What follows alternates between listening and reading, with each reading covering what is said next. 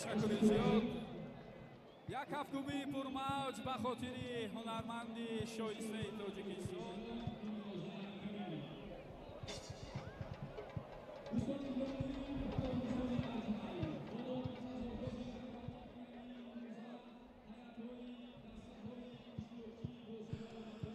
با عرض سلام و ادب بیننده‌های عزیز و ارجمند، هواداران فوتبال و آنهایی که اینک بازی نهایی جام تاجیکستان را انتظار بودند و آنهایی که البته به ورزشگاه 20 سالگی استقلالیت کشورمان در شهر خوجند رفته نتوانستند، این بازی را میتوانند توسط شبکه ورزش را به طور زنده تماشا کنند. امیدوار هستیم که امروز واقعا هم دسته‌های رگرتدست و اسخط که هر دو تیم اشتراکی بازی نهایی جام کشور هستند برای ما و شما یک بازی خوب و خاطرمان را به نمایش میگذارند. رگرتدست بار دوم و البته پس از سال گذشته بار دوم پیهم به فینال جام تاجیکستان راه یافت و امیدوار میشویم که امروز هم رگرتدست و هم اسخط، اصلا اسخط اولین بار در این بازی اشتراک میکند، میتوانند برای البته به دست آوردن جام کشور مبارزه برند. و نگفته نماند که در حیط دسته رگرتدست و اسخط فوتبالبازانی هستند که البته آنها الکی تجربه خیلی بلند دارند، حتی در تیم‌های مختلفی کشورمان بازی کردند و بعضی آنها حتی تجربه بازی در تیم ملی را فعلا دارند. برای همین به این بازی توجهی خیلی و خیلی زیاد است و باور داریم که هر دو دسته میتوانند یک رقابت خیلی جالب رو برای ما و شما منظور کنند.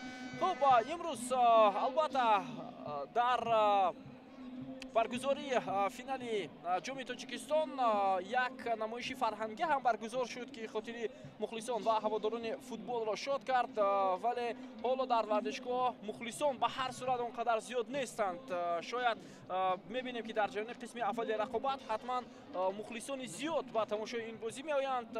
خوب سال گذشته وقت فینال در شهر استرافشان برگزار شد با اشتراک دسته‌های رگرتدست و استرافشان، ما انبوه زیادی طرفداران فوتبال رو دیده بودیم و حالا باشد امیدوار میشویم که اون مخلصانی که در شهر خوجند هستند آهسته آهسته وارد ورزشگاه میشوند و این بازی را از نزدیک تماشا خواهند کرد. و امروز نگفته نماند که حتما طرفداران زیاد یا ارتش زیادی مخلصان دسته خوجند حتما تیم اسخط را دستگیری میکنند و نگفته نماند که 2 سال پیهم میشود که دسته های شهر خوجند به بازی نهایی جام کشور راه مییابند و معلوم میشود که در این 2 سال اخیر هم دسته خوجند و هم اسخط میتوانند مبارزه برند برای مسابقه دومین درجه بعد از لیگ عالی در کشور. و البته خبرها هم هست که برنده جام کشور سال آینده تاجیکستان را در مسابقه سطح باشگاهی آسیا معرفی میکنند. حتما در این مورد باز در جریان گزارش گفته میگذاریم، ولی حالا باشد توجه پورا به بازی نهایی روان کرده می شود.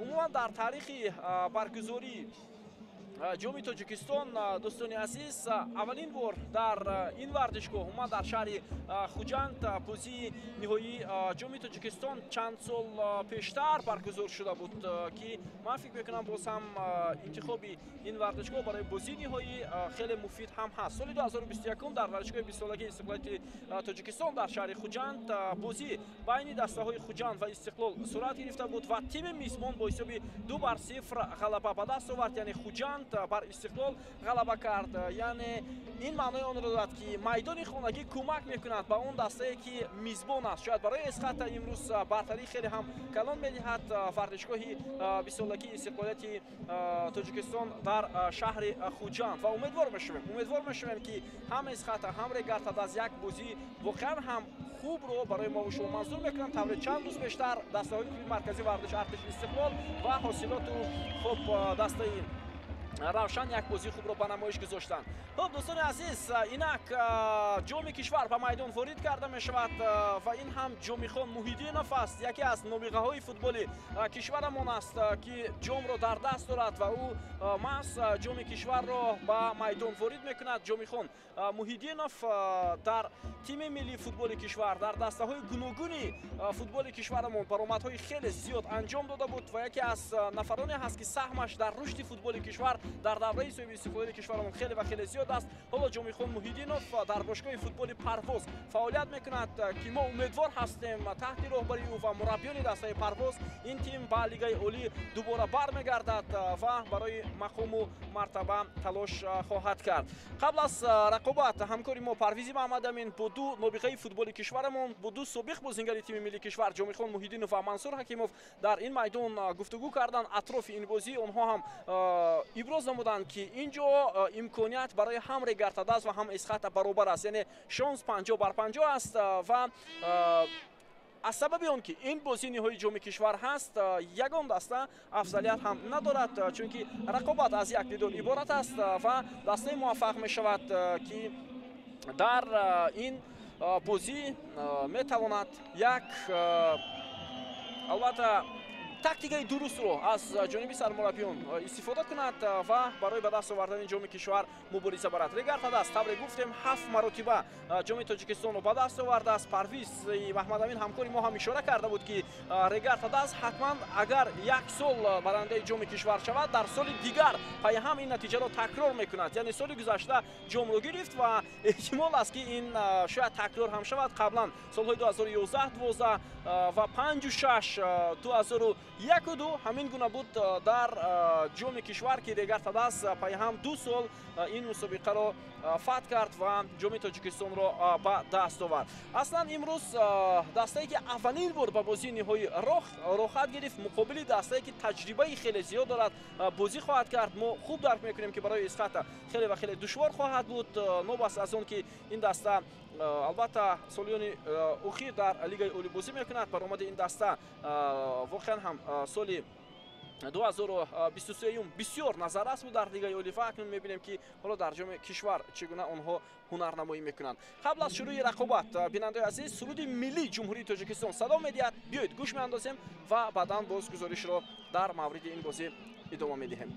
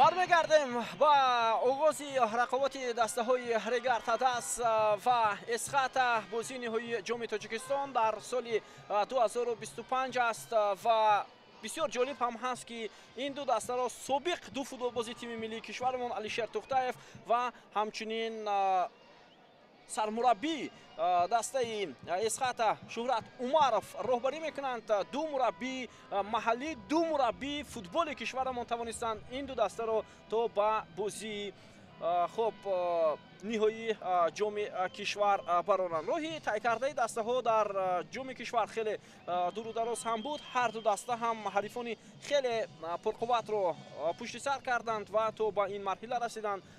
аз ҷумла баромади дастаи Исхата дар ҷоми кишвар бисёр ҳам дар сатҳи баланд буд, чунки ҳарифони дастаи Исхата назар ба Регар Тадас хеле ва хеле пурқувваттар ҳам буданд ва ин даста тавонист ки имрӯз албатта то ба ин марҳилаи мусобиқа расад.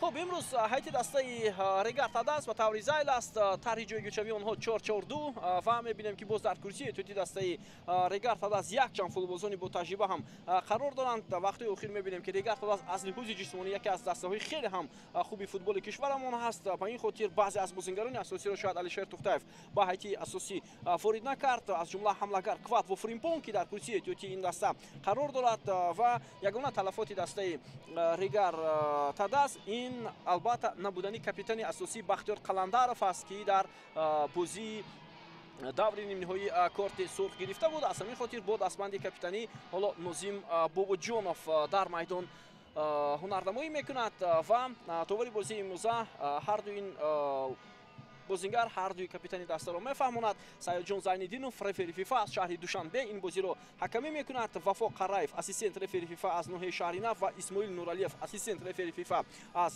шаҳри Норак доварони канорӣ ҳастанд. Гулмуроди Саъдулло рефери ФИФА аз шаҳри Душанбе дар нақши довари чаҳорум фаъолият мекунад. Амирҷон Хоркашев, Ҳасан Каримов ва Зуҳал Хуҷаназарова дар називар ҳастанд ва лаҳзаҳои баҳснокро мавриди тафтиш қарор хоҳанд дод. хуб ин ҳам ҳайти дастаи Исхата. маълум мешавад ки Исхата ҳам бо ҳамин тарҳ бозӣ мекунад ва якчанд бозингарони ботаҷрибаи тими Исхата ҳам дар курсии эҳтиётӣ ҳастанд. аз ҷумла метавонем Бахтиёр Зарифовро ном гирем, ҳамлагар ки имрӯз дар курсии эҳтиётӣ аст ва дар ҳайати асосӣ бозингар Рустам Сабуров ҳунарнамоӣ мекунад. футболбозе ки албатта таҷрибадор аст ва шояд сармураббии дастаи Исхата Шӯрат Умаров ин футболбозро ба хотири истифода бурдан дар қисми дуввуми рақобат ба майдон ворид кунад. вале аз ҳама бозингари хафнок барои Регар Тадас аз ҳайти дастаи Исхата ин легионери ӯзбекистони ин даста Санҷар Рихсибоев аст ки вақтои охир баромадаш бисёр ҳам хуб мебошад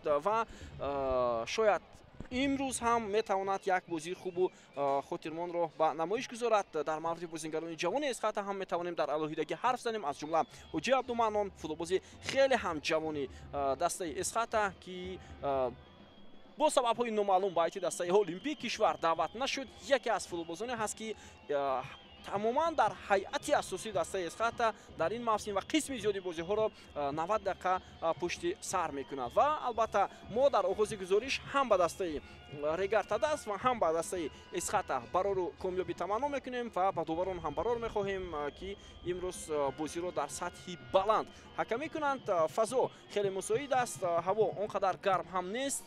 дар шаҳри Хуҷанди Бостонӣ ва айни ҳол дар шаҳри Хуҷанд ҳаво 31 дараҷа ба ҳар сурат гарм аст. вале соҳили Сирдарё аст фикр мекунам нобаста аз он ки ҳаво офтобӣ аст, вале шояд барои бозингарон бисёр мусоид ҳам ҳаст. аз маркази майдон бозӣ шурӯъ шуд як-якбора аз сӯи футболбозони дастаи Регар Тадас ва партобам ба ҷаримагоҳ ирсол шуд, аммо дарвозабони Исхата зуд тӯбро дошта гирифт.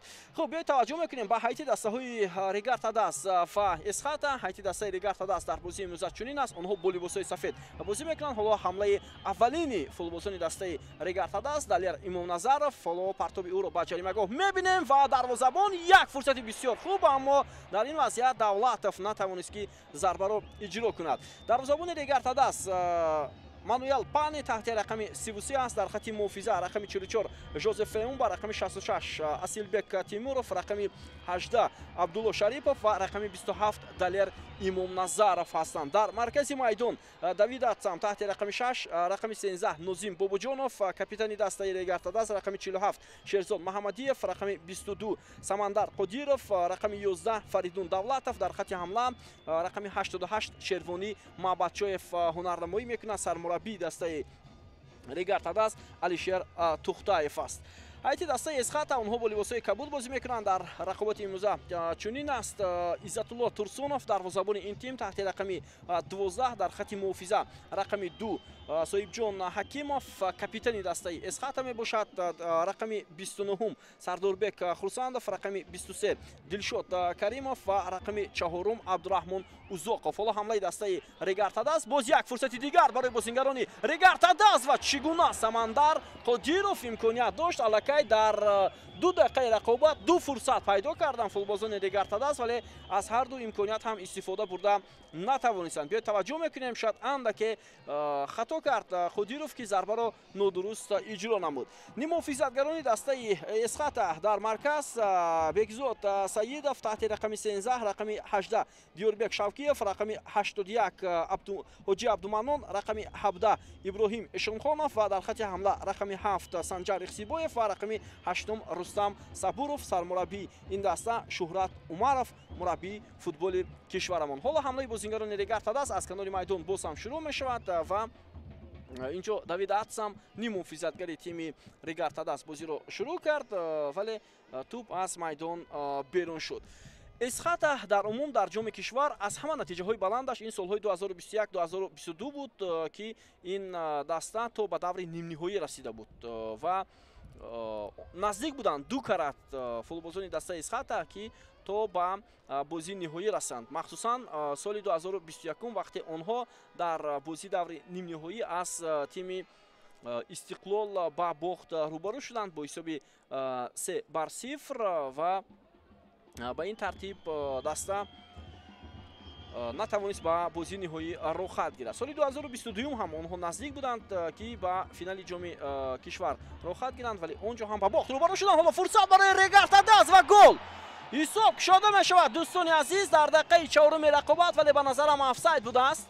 Шервони Маҳбатчоев дар як амалкард тавонист тӯбро ба даруни дарвозаи дастаи Эсхата равон кунад ва довар ин ҷо ишора кард ки ҳолати офсайд буд. биёед таваҷҷӯҳ мекунем ба ин бозигузорие ки футболбозони дастаи Регартадас анҷом доданд ва ин ҷо шубҳаҳо ва эҳтимолияти дар офсайд будани Шервони Маҳбатчоев ҳам вуҷуд дорад. бинандаҳои азиз, 3 имконият аллакай дар 3 дақиқаи рақобат, ин маънои онро дорад ки имрӯз Регартадас шояд аз лиҳози ба миён овардани фурсатҳо бартарӣ ҳам нишон дода метавонад.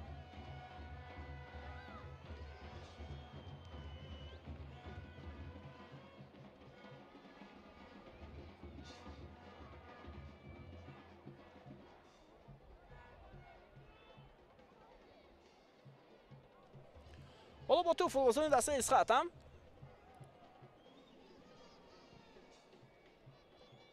аз канори майдон Дилшод Каримов, вале туп аз пои ӯ аз майдон берун шуд.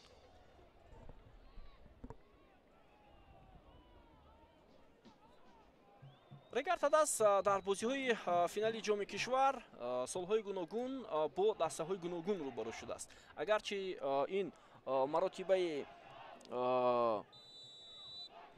албатта ҳаштум бошад ки имконияти гирифтани ҷом барои дастаи Регартадас вуҷуд дорад, вале дар умум агар мо бозиҳои финалиро ҳисоб кунем, борҳо буд ки Регартадас мувоҷиҳи шикаст шуд дар бозии ниҳоии ҷоми кишвар.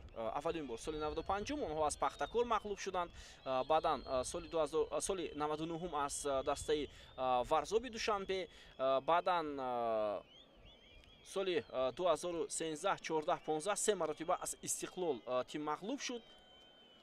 соли 2018 ҳам аз Истиқлол, соли 2019 ҳам аз Истиқлол ва дар умум 7 маротибаи дигар дар финал ноком шудааст дастаи Регартадас ва 7 маротиба ғалаба ба даст овардааст. барои ҳамин боз ҳам шонс аст барои Регартадас. аслан Регартадасро дар Тоҷикистон як дастаи медонанд ки бештар метавонад барои ҷом ҳамеша мубориза барад. бубинед дар солҳои охире ки ин даста махсусан аз соли 92 вақте ҷоми кишвар баргузор мешавад, Регартадас 8 маротиба мағлуб шудааст. мо соли аввалро ҳисоб накардем, вақте аз Помири овозадор соли 92 Регартадас бо ҳисоби 1-0 ба бохт рӯбарӯ шуда буд.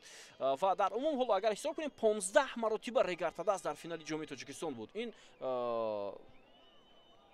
дӯстони азиз یک حزل نیست. این حقیقت است که ریگار تداس 15 مرتبه در فینال جام تاجیکستان بود. برای همین امروز مقابل آنها دسته بازی میکند که تمام 5 سال اخیر در لیگ اولی است و بار اول با بازی نهایی جام تاجیکستان را خط گرفت. حالا پرتاب امام نظرов با جریمه گاه و گل حساب شده می شود. دوستان عزیز در دقیقه هفتم رقابت و باز هم شیروانی مابدشایف دروازه اسخط را رخنه میکند. در این گونه وضعیت حساب شده می شود از سوی بازیگران ریگار تداس و یک گروه مخلصان دسته ریگار تداس رو هم در این ورزشگاه دیدن ممکن است و میبینیم که به خاطر دستگیری تیمشان آنها با ورزشگاه 20 سالگی استقلال تاجیکستان در شهر خوجند آمدند و واقعا هم یک پرتاب عالی بود از جانب دلیر امام نظرов و شیروانی مابدشایف که محض در ترانسفر تابستانه با هیئت دسته ریگار تداس پیوست. حالا توانست تیمش رو در آغاز رقابت به پیش ببرد. اینجا هیچ افساید دیده نمی شود از میان چند نفر.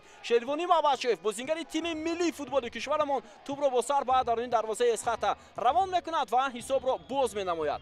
این گل ریگار تداس را دو بازیگر تیم ملی فوتبال کشورمان دلیر امام نظرов و شیروانی مابدشایف تشکیل نمودند و همینطور دروازه اسخط رخنه گردید. ببینید در 7 دقیقه این الکه چهارمین امکانیت گلزنی برای فوتبالبازان ریگار تداس و در کوشش چهارم بالاخره شاگردان علیشیر توختایف موفق شدند. عجیب آن است که حالا بازیگران اسخط یگان حمله جانب دروازه حریف انجام داده نتوانستند. به هر صورت این آغاز رقابت است. فکر میکنم ایسا شاگردان شهرت عمرов هم به خود میآیند و بازی خوبی خود را به نمایش میگذارند. اصلا در موسم امسال دسته های ریگار تداس و اسخط در دوره بازی های لیگ اولی فوتبال کشورمان با هم رقابت کرده بودند. از قدرت همدیگر خوب برخوردار هستند و ما خوب میدانیم که چگونه هم در دوره بازی های لیگ اولی فوتبال کشور ریگار تداس با تیم اسخط بازی کرده بود. این بازی البته فکر میکنم در خاطر مخلصان دسته اسخط هم نقش بسته است، مخصوصا بازی که در خودی میدان تالکو آرینا برگزار شده بود و اونجا اسخط در سفر از ریگار تداس یک امتیاز گرفته بود. از همین خاطر من فکر میکنم نباید هراس داشته باشم بازیگران اسخط که بار اول حالا در بازی نهایی جام تاجیکستان هنرنمایی میکنند. پرتاب خیلی بلند ولی اینجا دروازه‌بان دسته اسخط این وضعیت رو رفع میکند و میبینیم که باز هم فوتبالبازان تیم اسخط توسط دروازه‌بان بازی خود را بر راه میمانند. تلفات در حیاتی دسته اسخط هست دوستان عزیز. عبدالصمد صمدов یکی از بازیگران اساسی در میانه میدان بنابر سبب زیاد داشتن کارت‌های زرد در این بازی اشتراک نمی‌کند و در مورد تلفات دسته ریگار تداس هم ما اشاره کردیم. ولی هر دو مربی هم دارند فوتبالبازانی که میتوانند خوبتر و بهتر بازی کنند در حیاتی دسته ها. شیروانی مابدشایف فالو می‌کند برای ریگار تداس و در این وضعیت فوتبالبازان اسخط این حالت رو رفع کردند و امکان ندادند که حمله ادامه یابد. دوید اتسام در مرکز پرتاب حالا با قدیرов بود امام نظرов ولی با توپ اولین شده بازیگری دسته اسخط رسید. خب اصلا در آغاز موسم امسال معلوم شده بود که ورزشگاه 20 سالگی استقلال کشورمان در شهر خوجند مکان برگزاری بازی نهایی جام تاجیکستان است و به هر صورت نظر به دیگر میدان‌های فوتبال کشورمان میدان پختکار شهر بختر، خب میدان تالکو آرینا شهر ترسونزاده، میدان مرکزی شهر حصار، خب میدان مرکزی شهر کولوب، چمانی میدان 20 سالگی استقلال تاجیکستان در شهر خوجند چندان خوب نیست. به هر صورت نسبت به اون ورزشگاهایی که ما بالاتر گفتیم و نگفته نماند که باز ماه اکتبر احتمال است که در این میدان بازی تیم ملی فوتبال کشورمان برگزار شود با دسته جزیره های مالدیو و اگر تو اون مدت چمن میدان رو خوبتر نکنند برای برگزار کردن بازی بین المللی که بازی تیم ملی کشورمان مقابل جزیره های مالدیو است خیلی دشوار خواهد بود، چون که سطح بازی باشگاه ها در چمپیونات مملکت دیگر است ولی سطح تیم ملی کلا دیگر خواهد بود. امیدوار میشویم که این میدان به هر صورت باز آماده می شود و بازی تیم ملی این بازی احتمال است 10 اکتبر برگزار شود، ولی اگر شاید آماده نشود امکانی باز در دیگر میدان فوتبال کشورمان برگزار کردن بازی تیم ملی هم وجود دارد. چند روز پیشتر شما دیدید که جام کاف در ورزشگاه шаҳри ҳисор баргузор шуд. Варзишгоҳе ки омода шуда буд барои баргузории бозиҳои гурӯҳии ҷоми каф ҳамёни дастаҳои мунтахаби Тоҷикистон, Эрон, Афғонистон ва Ҳиндустон ва бозӣ барои ҷои сеюм ҳам онҷо баргузор шуд. Ва боз дар гирду атрофи Душанбе варзишгоҳи Талко Арена ҳам ба ҳоло талабот ҷавобгӯ ҳам ҳаст. Ва мебинем ки баъдан то оғози бозии дастаи футболи кишварамон ин майдон омода мешавад ё на. ҳоҷи Абдуманон дар маркази майдон идомаи ҳамлаи футболбозони дастаи Исхата бетаваҷҷӯҳ мекунем, вале пас чандон хуб набуд. Абдулло Шарифов ин вазъиятро бартараф кард. уни муҳофизатгар аст Абдулло Шарифов, вале бинобар сабаби он ки мо гуфтем дар хати дифои дастаи Регарта талафот аст, ӯ дар хати дифои канори рост бозӣ мекунад. Дар мавқеи Асилбек Тимуров дар марказ ҳамроҳ бо Жозеф Феумба ҳунарнамоӣ мекунад. дар набудани Бахтиёр Қаландаров аст, канори чап бошад Алер Имомназаров дар бозии тими миллии футболи кишварон муқобили Афғонистон хеле бозии олӣ нишон дод, аммо дар бозии охир муқобили Эрон дар қисми дуввум зуд иваз шуд ва баъдан боз футболбозони тими миллии кишварамон тавонистанд бозиро мусовӣ ҳам кунанд. Мабадшоев бошад дар як бозии тими миллиямон дар ҷоми кафа дар аввал муқобили ба назарам Ҳиндустон иштирок кард. ва бисёр аҷиб ҳам буд ки имрӯз чаро дар ҳайати асосии дастаи Исхата дар хати ҳамла мо Бахтиёр Зарифовро надидем. вале гуфтам дар оғози гузориш ки шояд сабаб ҳам он буд ки ӯро бештар мураббӣ мехоҳад дар қисми дуввум истифода кунад. вале агар ҳоло рӯйхати бозингарони эҳтиётӣ ҳарду тимро бубинем, масалан шумораи бозингарони эҳтиётӣ дастаи Исхата назар ба Регарта даст зиёдтар аст, вале гап сари он меравад ки дар курсии эҳтиётӣ дар ҳайати Регартадазу Исхата киҳо ҳастанд дар ҳарду тим. дар Регартадаз Шуҳрат Элмуродов аст, хуб дифогари хуб Осман Қосим, Саид Мухтор Азимов, Озодбек Панҷиев, Шараф Солеҳов, Квадво Фримпон, ки аслан инҳоро ҳам метавон гуфт бозингарони асосӣ ҳастанд. дар баъзе маврид Алишер Тухтаев онҳоро истифода мекунад. ҳоло идомаи ҳамлаи дастаи Исхата, як фурсати бисёр хуб барои футболбозони Исхата, зарба аз масофаи дур ва ин аввалин кӯшиши футболбозони Исхата буд, аммо бенатиҷа. ҳоло Бобоҷонов ин вазъиятро раф кард, капитани дастаи Регартадас. дар ҳайати дастаи Исхата аз бозингароне ки бештар таҷрибаи бозиро дар ҳайати ин даста доранд метавонем Бахтиёр Зарифовро ном гирем ва баъдан Ҷаҳонгир Акбарзода ки гоҳ-гоҳ ба ҳайат ворид мешавад, Ҳайдаршоҳ Худойдов як бозингари дигар.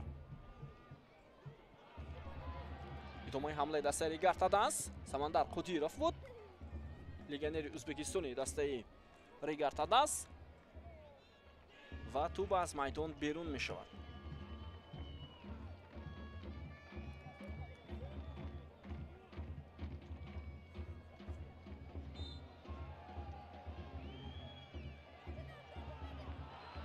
идомаи ҳамлаи бозингарони дастаи Исхата. ҳоло фурсат ҳаст, мебинем зарбаро ва инҷо зарба ба бозингари дастаи Исхата Асилбек Тимуров бармехӯрад ва зарбаи кунҷӣ барои футболбозони Исхата аст. Санҷар Ихсибоев ҳамларо шурӯъ кард аз марказ, вақте миёнаи майдони дастаи Регартадас холӣ буд ва ӯ тавонист ҳамларо идома диҳад.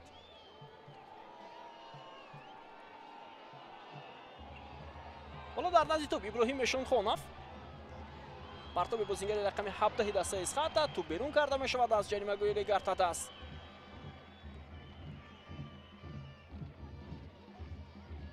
ирсоли тӯб боз ҳам ба канори майдон, фурсат буд барои бозингарони Исхата. Абдураҳмон Узоқов зарба мезанад бозингари рақами 4 дастаи Исхата, вале зарбаи ӯ куллан хавфнок ҳам ҳаст.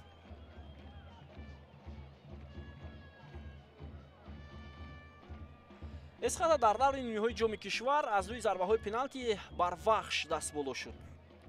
бисёриҳо албатта дар ин ҷуфти рақобатҳо вахшро муддаӣ мегуфтанд барои рафтан ба бозии ниҳоӣ, вале Исхата тавонист як бозии хеле ҷолиб нишон диҳад ва дастболо гардад. Регартадас бошад бо ҳисоби 2-1 бар тими Равшан пирӯз шуд ва ба финал роҳ ёфт.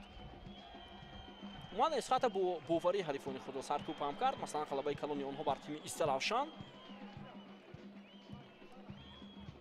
Мабачоев пас ба Шерзод Маҳамадиев буд, аммо дар ин вазъият нофаҳмӣ меёни бозингарони Регарта-даст ба миён омад.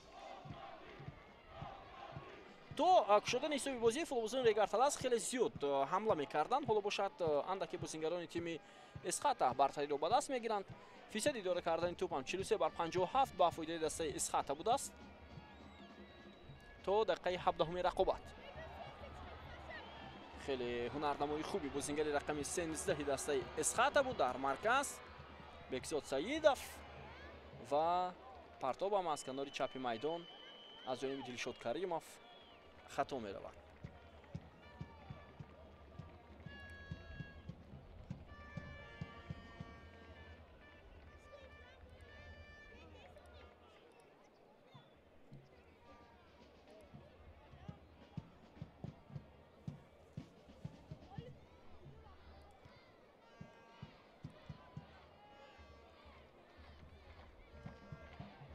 Фардин Давлатов вале тӯбро аз даст дод. Фардин Давлатов бозингари дастаи олимпии кишварамон аст. ва довар ишора мекунад ки дар маркази майдон муқобили Ҳоҷи Абдуманнун қоидаи бозӣ вайрон карда шуд.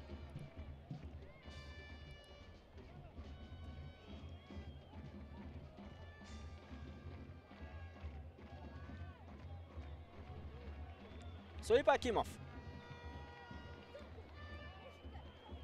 Бекзод Саидов,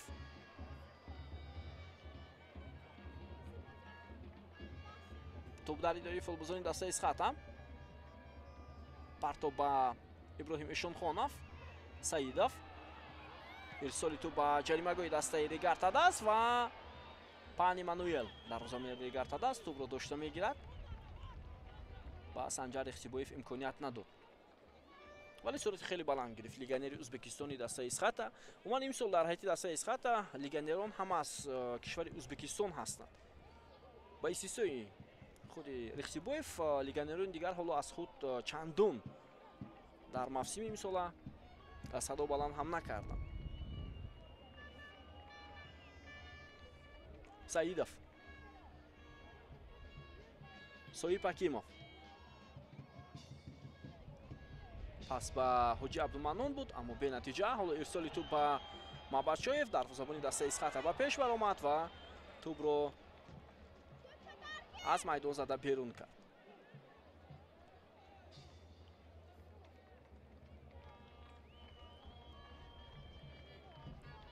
алишер тухтаев حالا اعتراض میکند با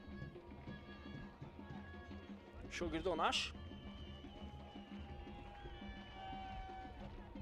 جوزف فیومبا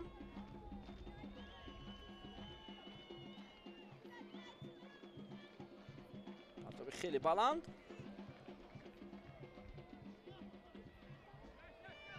و اینجا ضربه کنجی با فایده بازیگرانی دسته Регарта-даст.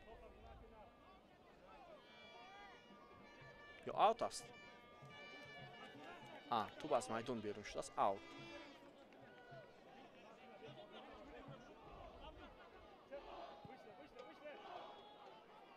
قادرов ба Имом Назаров кӯмак кард. ҳоло партоби далери Имом Назаров. Давида Атсам.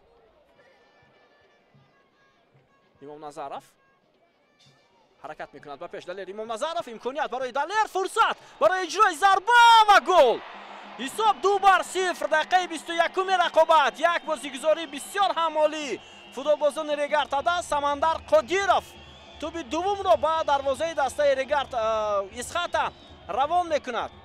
бубинед чӣ гуна озодона далер Имом Назаров собиқ футболбози дастаи Исхата ҳаракат кард, ба ҷаримагоҳ ворид шуд ва пас дод ба Қодиров ки аслан пас дод ба нафари дигар. баъдан онҷо ирсоли тӯб аз канори рост ба Самандар Қодиров омад ва ӯ тӯбро ба дарин дарвоза равон намуд. биё таваҷҷӯҳ мекунем ба ин ҳолат. Имом Назаров ба назарам Шервони Мабачоев буд. ҳоло бори дигар мутаваҷҷӯҳ мешавем. бале, Шервони Мабачоев буд. паси головар ҳоло на ба далери Имом Назаров, балки Шервони Мабачоев тааллуқ дорад ва футболбози рақами 88 дастаи Регартадас оистаҳак тӯбро ба легионери Ӯзбекистони Регартадас гузошт ва ӯ тӯбро ба кунҷи дарвозаи Эсхата равон кард. 2-0 бозингарони тими Регартадас пешсаф мешаванд дар оғози рақобат.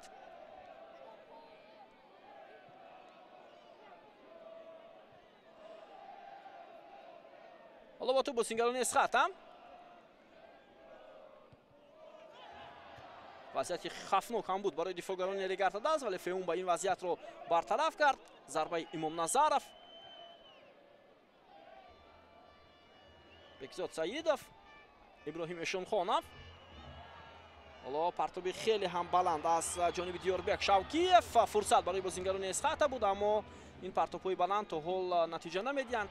ба ҳар сурат боз як вазъияти дигар барои бозингарони Эсхата.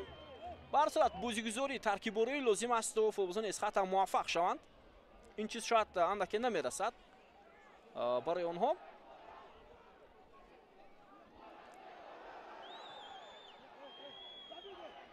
аут.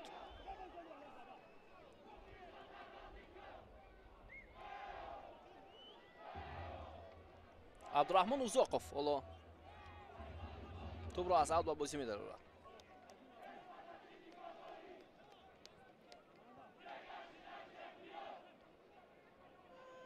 خب بیایید توجه میکنیم با ادامه حمله دسته اسخاتا.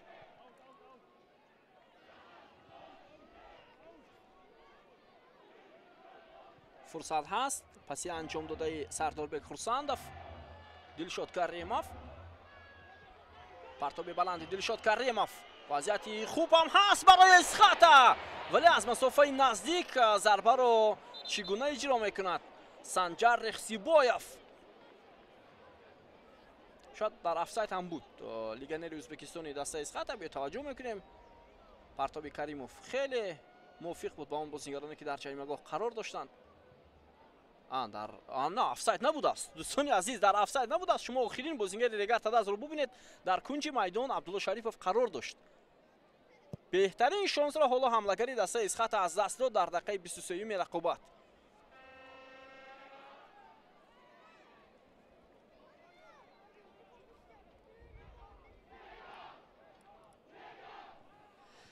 به هر صورت این بازی‌ها می‌توانند برای رگارتاداس و باز در دور 16ام آنها بازی خواهند داشت.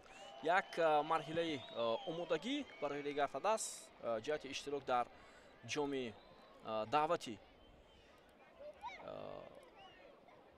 کنفدراسیای فوتبال آسیا باشد که امسال رگارتاداس در این مسابقه در یک گروه با دسته‌های صفای لبنان، العربی کویت و موراس یونایتد قرقیزستان بازی میکند. بازی‌ها در قرقیزستان صورت میگیرند از 25 تا 31 اکتبر. اولین بازی را رگارتاداس با تیم میزبان موراس یونایتد قرقیزستان انجام میدهد. فکر میکنم تا اون وقت باز رگارتاداس تمام بازی خود را در چمپیونات مملکت هم به پایان میرساند. برای رگارتاداس بسیار مهم است که در این مسابقه نتیجه خوب به دست آورد. ادامه حمله بازیگران رگارتاداس، پاس به کنار میدان ماباچویف. حالا فرصت هست برای بازیگران رگارتاداس و از سرجان زنگیروف اشاره میکند که هیچ چیز نیست، اما شیروانی ماباچویف در زمین خوابیده است. ادامه حمله دسته اسخاتا.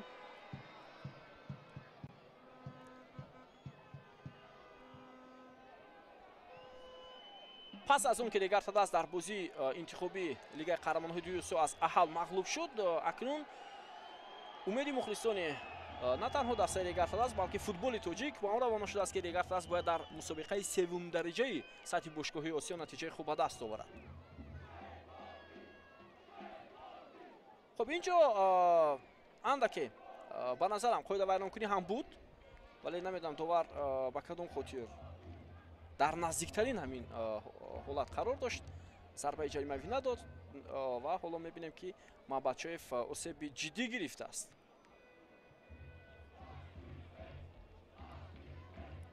اصلا در جام دعوت سالهای پیش که این مسابقه جام پرزیدنتی کنفدراسیای فوتبال آسیا بود، رگارتاداس 3 مرتبه موفق شده بود. سالهای 2005 8 9. حالا مسابقه چالش کاپ این شکلی همون مسابقه است. گل زده شیروانی ماباچویف در دقیقه 7 رقابت برای ما و شما پیشکش می شود. партоби Далер Имомназаров бисёр олӣ буд ва ҳаракати худи Мамбатшоев ҳам дар ҷаримагоҳ хеле ва хеле хуб ва бо сар тӯбро ба даруни дарвозаи дастаи Исхата равон кард. Ҳоло баъд аз кӯмаки табибон ин футболбози усеб гирифта регата даст берун карда мешавад ва баъд аз чанд лаҳза шояд баргардад.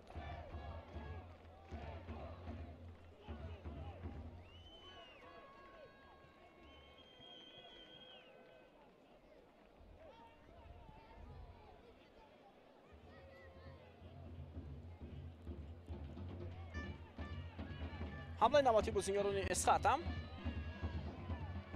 ҳоҷи Абдуманнон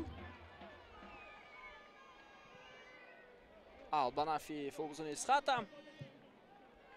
аслан Исхата ҳам гуфтем соли панҷум аст ки дар лигаи олии футболи кишвар баромад мекунад. Даста солиёни зиёд дар лигаи дуввуми футболи кишвар буд ва бисёр ҳам хуб ки як даста аз шимоли кишвар боз ки аз лиҳози молиявӣ хеле хуб аст ташкил карда шуд ва ҳоло барои дастаҳои лигаи олӣ рақобатпазир ҳам ҳаст. соли гузашта Исхата бо роҳбарии мураббии рус Игор Суров то ба зинаи чаҳоруми мусобиқа рафт.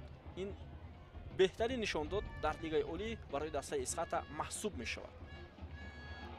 идомаи ҳамлаи бозингарони Регартадаст Қодиров, вале дар муқобили ӯ футболбози дастаи Исхата Соҳиб Ҳакимов бисёр олӣ ҳунарнамоӣ кард ва ин вазъиятро бартараф кард.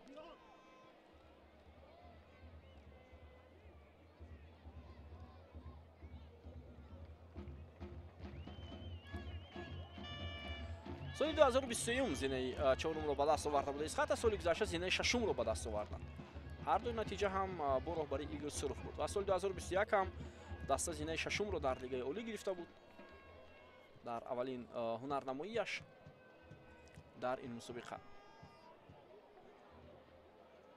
Ихсибоев паси бисёр хуби Санҷар Ихсибоев имконият барои тими Исхата, вале дар ин вазъият бозингари рақами 18 дастаи Исхата Диёрбек Шавкиев натавонист паси худро ба ҳамдастаҳояш расонад. паси бисёр хуби Ихсибоев ва имконият барои тими Исхата ин вазъиятро футболбозони Регартадаст бартараф карданд. зарбаи кунҷи суд ба бозӣ дароварда мешавад. идомаи ҳамлаи дастаи Исхата Саидов, ҳоло зарба аз масофаи дур ва ин ҳам Диёрбек Шавкиев буд ки зарба зад, вале бенатиҷа зарбаш.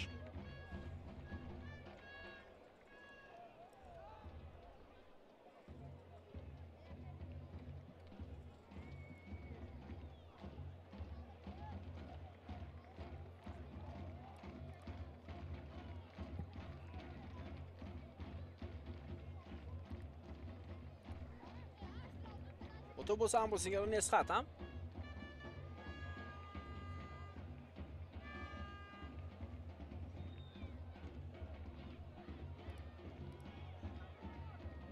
ҳоҷи Абдуманнон дифогари дастаи Исхата маҷбур мешавад ки тӯбро ба дарвозабон расонад. Саидов партоби хеле баланд Асилбек Тимуров ин вазъиятро бартараф кард. Носим Бобуҷонов дар маркази майдон.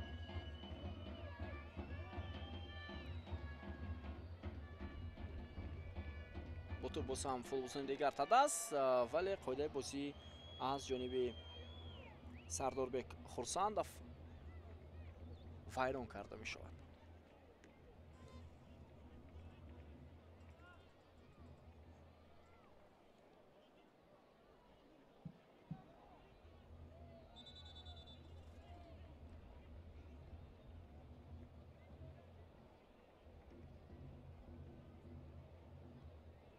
зарбаи ҷаримавӣ барои бозингарони Регартадаст. 30 дақиқа аз оғози ин рақобат пушти сар мешавад. ҳисоб 2-0 ба фоидаи шогирдони Алишер Тухтаев, Шервуни Мамбатшоев ва Самандар Қодиров муаллифи ду голи ин даста шуданд.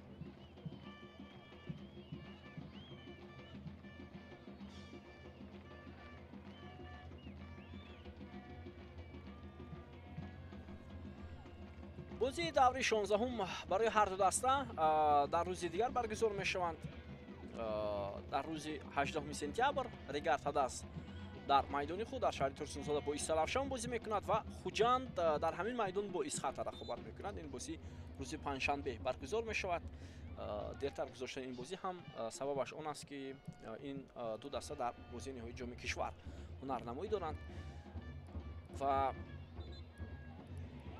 бо бозии ин дастаҳо барномаи бозиҳои даври 16-уми Лигаи Олӣ поён меёбанд ва баъдан 17 сентябр тавре мо шумо медонем намояндаи мо Истиқлоли Душанбе дар Лигаи Қаҳрамонҳои Дуюи Осиё муқобили Ал-Наср дар Арабистони Саудӣ ворди рақобат мешавад ва сар карда аз 19 сентябр бозиҳои даври 17-ум шурӯъ мешавад ки Мас Эсхата ва Регар Тадас рӯзи 21 сентябр бо ҳам бозӣ мекунанд дар ҳамин майдон.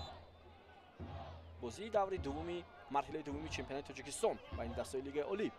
идомаи ҳамлаи Регар Тадас, Имом Назаров партоба ҷаримагоҳ буд ва акнун ҳамлаи ҷавобӣ бо зингарони Эсхата. миёнаи майдон озод аст ва футболбозони Эсхата метавонанд ҳамлаи худро анҷом диҳанд. Рустам Сабуров вале пас чандон хуб набуд. Асилбек Тимуров тӯбро аз майдон зада берун кард.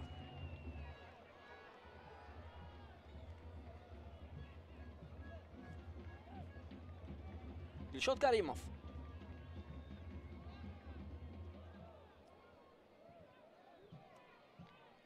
Хурсандов,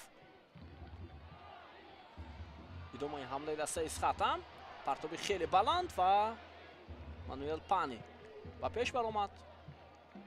тӯбро дошта гирифт ва акнун зарбаи ӯ рост ба ҷониби Шеривони Мамбатшоев.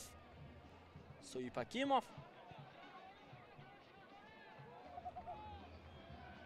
Фолоботун Иброҳим Эшонхонов, идомаи ҳамлаи дастаи Эсхата. Санҷар Рехсибоев, бубинед чӣ гуна тӯбро зери назорати худ мегирад ва баъдан зарба зад ки футболбози дастаи Регар Тадас онҷо сад гузошт. Асилбек Тимуров буд. далел Имом Назаров ҳоло ба эҳсосот дода мешавад.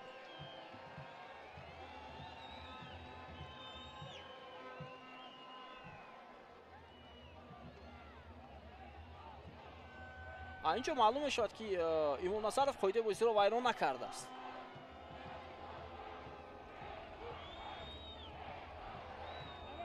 خب ضربه جریمه‌ای با ایمان نصرف حتی داور کارت زرد نشان میداد. این برای ویران کردن قاعده بازی نه، برای با عصبانی راه دادن و ناراضی بودن با قراری داور. خب ابراهیم شونخانов در نزد توپ به توجه میکنیم. پرتاب خیلی بلندی و با جریمه‌گاه دسته رگار تداس ضربه زده می شود ولی خطا می رود این ضربه.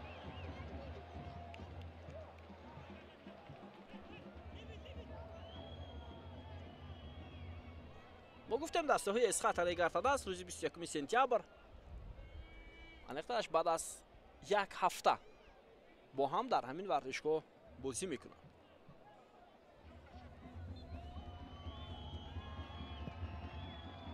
پانی مانوئل،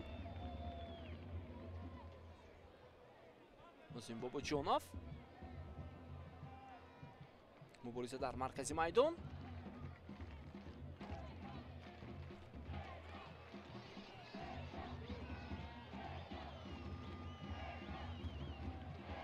رستم صبوروف ولی توپ را از او گرفتند. ادامه حمله بازیگران رگار تداس. فریدون دولتов و اینجا قاعده بازی از سوی فولوبازی دسته اسخط ویران می شود. کارت زرد با صبوروف نشان داده می شود. حالا این بازیگر تیم رگار تداس با کمک طبیبان نیاز دارد.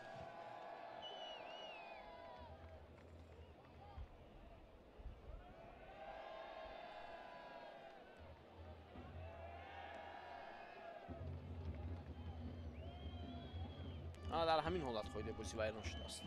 مقابل دوید عطسه.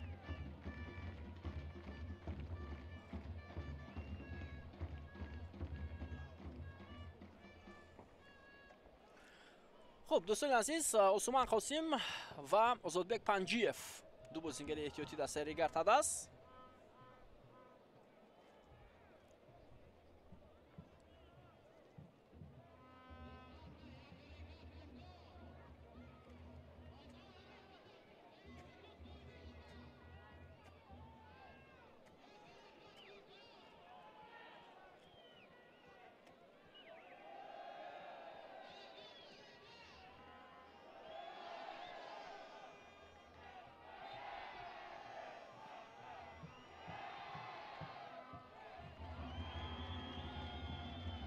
Пани Мануэл.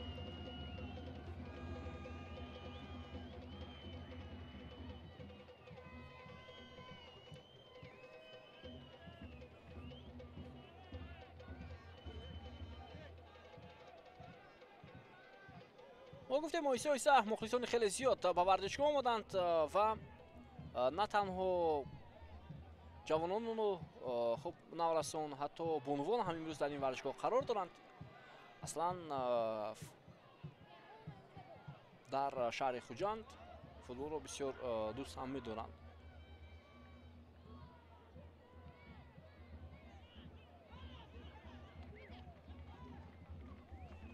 اندکی حمله های بازیکنان ریگارتاداس هم کم شد بعد از آن که 2 دفعه دروازه دسته اسخاتا رو رخ نکردند. عبدالمنان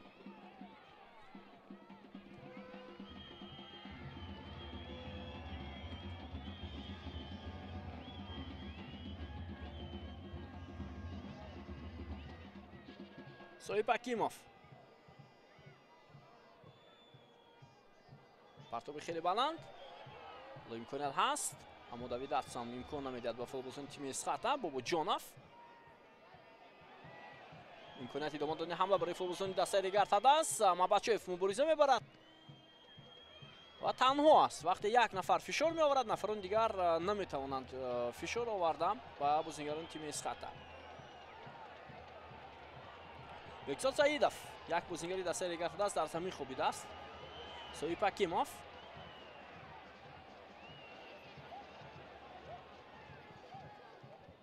سمندر قدیرов بود ولی از جای برخاست. دلشاد کریموف عبدالله شریفов توپ رو گرفت و ضربه جریمه‌ای برای تیم اسخاتا حالا داده می شود از کنار میدان.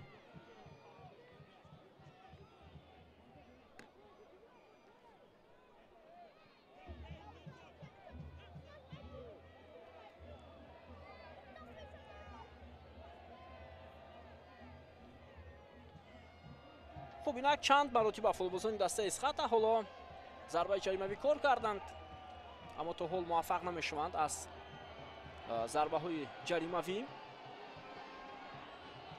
توجه میکنیم به این امکانیت دیگر است کنار چپ میدان.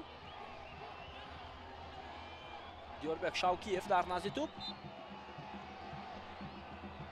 پرتاب خیلی بلند و پانی مانوئل این وضعیت رو برمیگرداند. ادامه حمله ریگارتاداس ولی افساید است. اینجا ماباچف در افساید قرار داشت.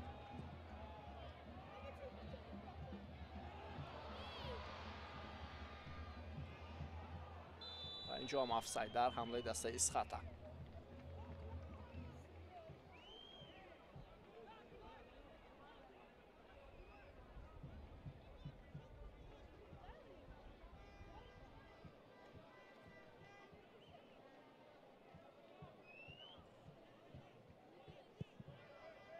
دقیقه 40 رقابت 5 دقیقه دیگر تا فرجام نیمه اولی بازی باقی میماند. فریدون دولتов از کنار راستی میدان ادامه حمله بازیکنان ریگارتاداس ولی پس خوب انجام نشد از جانب شیرزاد محمدیف. موفق نگردید محمدیف. دلشاد کریموف ادامه حمله بازیکنان اسخاتا. حاجی عبدالمنان دلشاد کریموف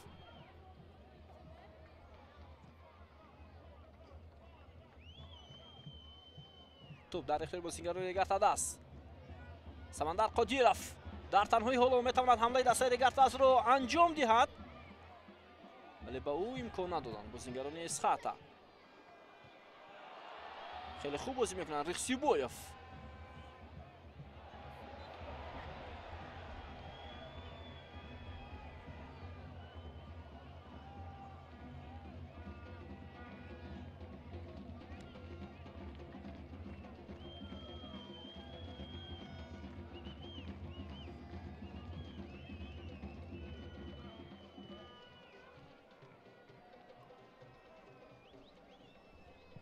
اگر ما با تاریخ رقابت‌های جام کشور نظر کنیم می‌بینیم که در بسیاری حالات البته بازی‌ها در پایتخت کشور ما شهر دوشنبه برگزار شدند، یعنی بازی نهایی جام تاجیکستان و آخرین بار اما بازی سال 2017 در دوشنبه یعنی فینال جام تاجیکستان صورت گرفته است. سال گذشته در شهر استرافشان شد، سال 2023 در ورزشگاه مرکزی کلوب ارена که اونجا استقلال روشن با هم رقابت کردند و دسته روشن از روی ضربه‌های پنالتی مغلوب شد.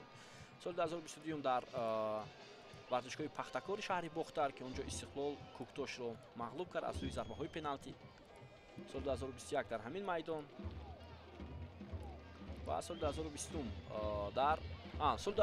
در دوشنبه برگزار شده است. روشن با خطلون هولوبخش بازی کرده بودند و با حساب 1-0 اونجا دسته روشن غلبه به دست آورده بود.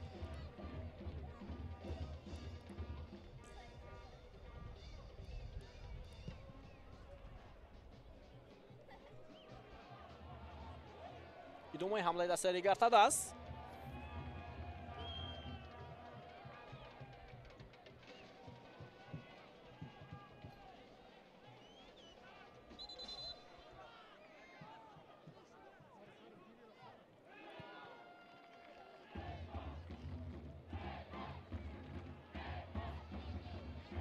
ابراهیم ишонхонов ҷабдуманнон тӯбро фаридун давлатов мегирад аз ин бозингар ва аут ба нафи футболбозони дастаи регартадас. ҳамла идома мекунад аз канори рости майдон.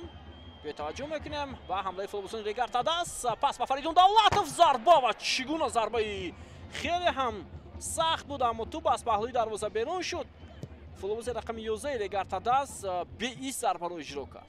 хеле хафнок буд барои дарвозабони тими эсхата.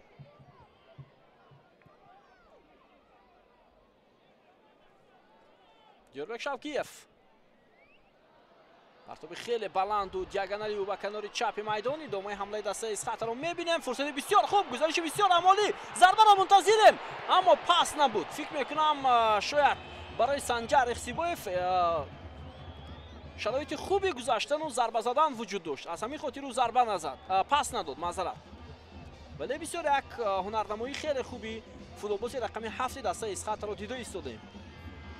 ман дар оғози гузориш гуфтам ки ин метавонад барои дифоъгарони дастаи регартадас хеле хафнокам бошад. иброҳим ишонхонов имконият барои тими эсхата. муҳаббатшоев довар ишора мекунад ки аз ҷой бояд бархезад футболбози регартадас. шавкиев носим бобоҷонов муқобили ӯ. бобоҷонов муҳаббатшоев ҳоло имконияти идома додани ҳамла барои бозингарони регартадас вуҷуд дорад. шерзод маҳамадиев пас ба носим бобоҷонов, вале нодуруст буд. хуб, оҳиста оҳиста қисми аввали бозӣ ҳам поён ёфта истодааст. ҳоло маълум нест ки довар чанд дақиқа илова мекунад ба нимаи аввали рақобат байни дастаи регартадас ва эсхата.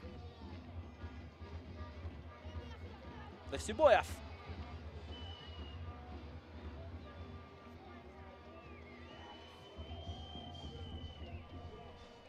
се дақиқа илова карда мешавад ба қисми аввали бозӣ байни дастаҳои регартадас ва эсхата.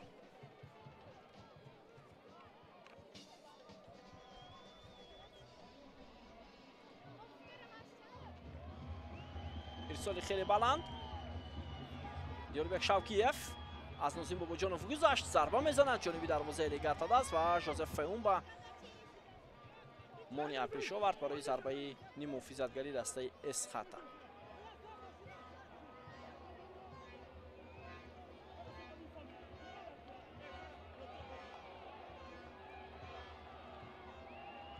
зарбаи кунҷи навбатӣ.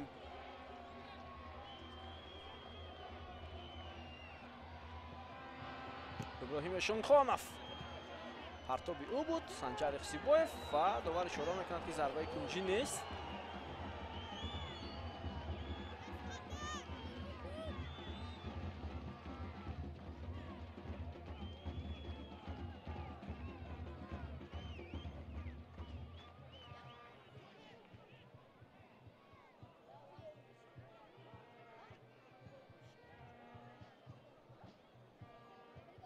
Мануэл Пани.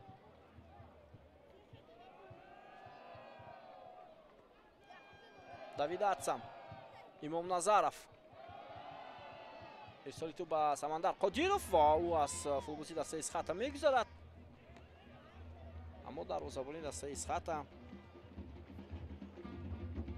зуд ба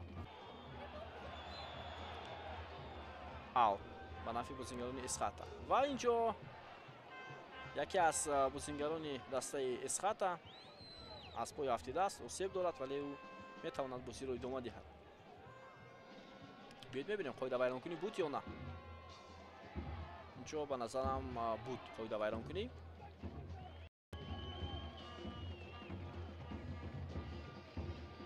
рустам сабуров рақобат барои ба даст овардани тӯб, идомаи ҳамлаи дастаи Исхата, вале бенатиҷа.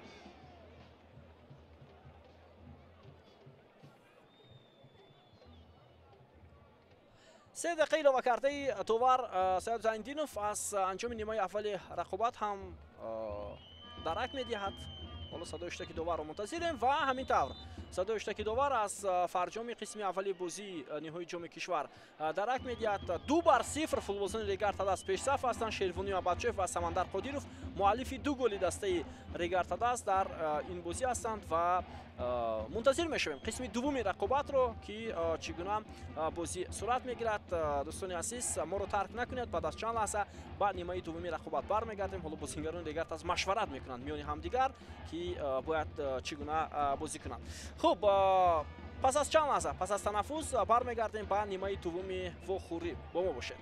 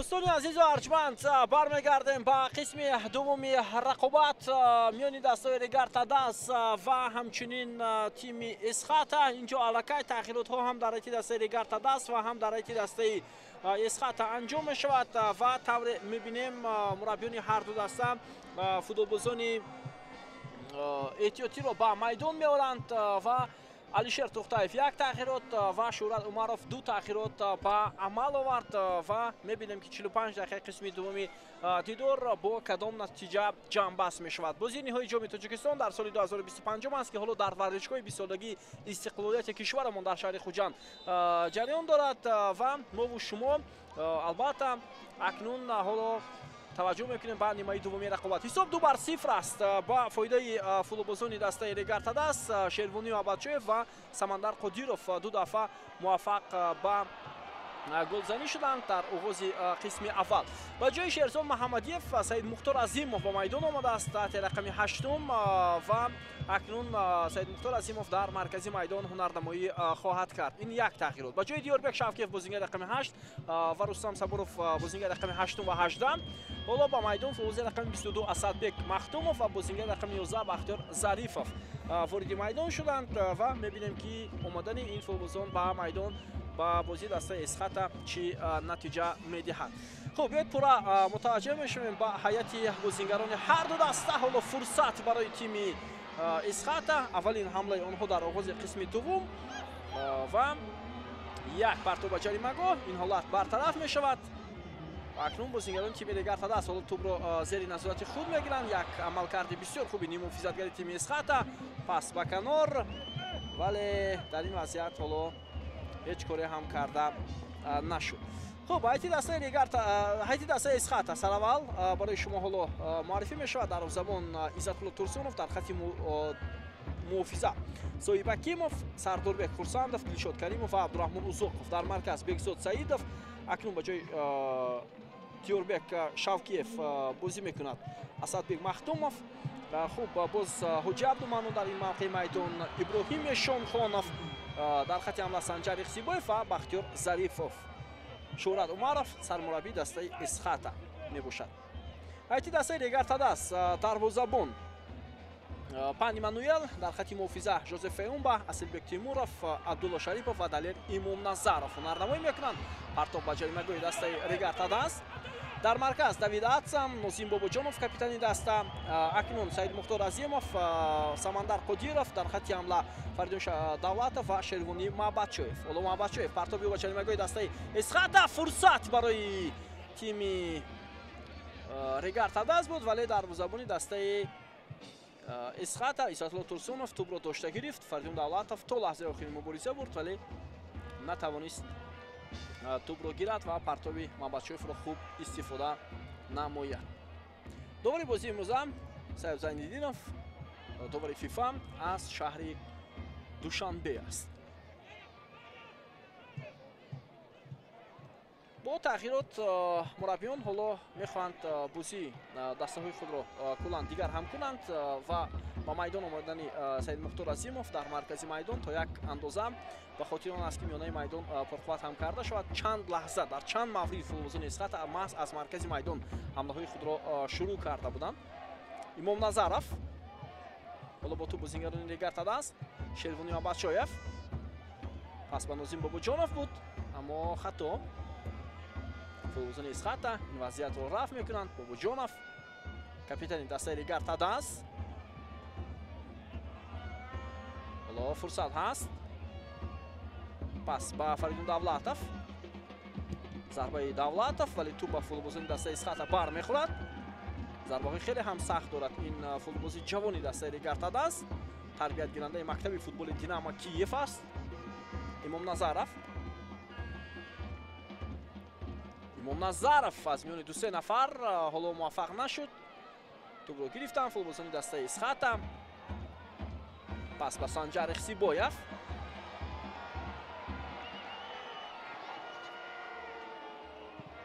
ирсоли диагонали ба канори рости майдон ва тӯб аз майдон зада берун карда шуд аз ҷониби жозеф феумба. خب солҳои пеш дар кишвар дастае ки барандаи ҷом мешуд ҳатман ин тим шарафи футболи моро дар мусобиқаҳои сатҳи бошгоҳӣ муаррифӣ мекард. ҳамин гуна буд ва ҳоло бошад мебинем ки барои соли оянда барои барандаи ҷом ҳеҷ саҳмия ҳам дода намешавад, вале баъзе хабарҳо ҳаст ки гӯё барандаи ҷоми тоҷикистон дар бозиҳои интихоби ҷоми даъват иштирок мекунанд мусобиқаи сеюм дараҷа, вале ин то ҳол дақиқ ҳам нест. Вале вақте имтиёзҳо аз ҷониби конфедератсияи футболи осиё тақсимбандӣ мешавад барои мавсимҳои оянда, масалан мавсими оянда танҳо чемпиони тоҷикистон метавонад дар марҳилаи гурӯҳии ҷоми даъват иштирок кунад. Вале агар Регарта даст дар мавсими имсола дар ҷоми даъвати конфедератсияи футболи осиё баранда шавад ва ин даста медонед лигаи қаҳрамонҳои дуи осиёро хаб мегирад. Агар дар ҷоми даъват баранда шавад, онҷо мо гуфтем ки ҳарифони Регарта даст бисёр тимҳои қавӣ ҳам ҳастанд, дастаҳои хеле пуртаҷриба дар марҳилаи гурӯҳӣ. идомаи ҳамлаи дастаи Исхата Санҷар Рихсибоев, вале зарбаи ниҳоияш чандон хуб набуд дар ин ҳолат. ҳоло дар оғози қисми дуввум бартарӣ нишон дода истоданд футболбозони дастаи Исхата.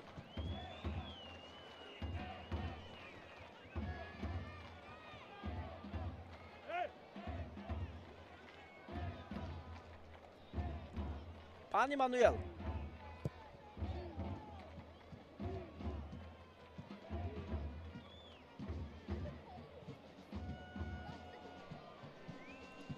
ин бори 34-ум аст ки бозӣ барои дарёфти ҷоми Тоҷикистон баргузор мешавад. Санҷар Ихтибоев идомаи ҳамлаи Исхата, вале Асилбек Кемуров мубориза мебарад бо ҳамлагари дастаи Исхата ва ба ӯ имкон намедиҳад. Аут ба нафи шогирдони Шӯҳрат Умаров.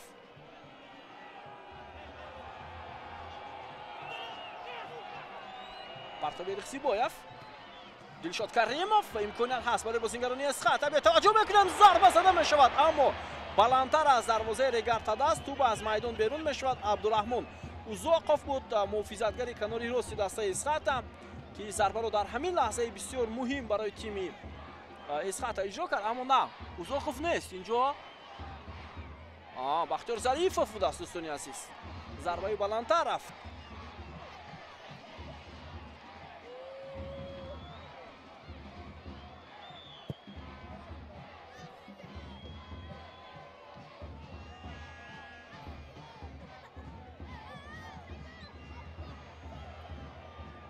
бозӣ вайрон мешавад. ҳоло дар оғози қисми дуввум футболбозони Регарта даст он қадар мисли қисми аввал нест.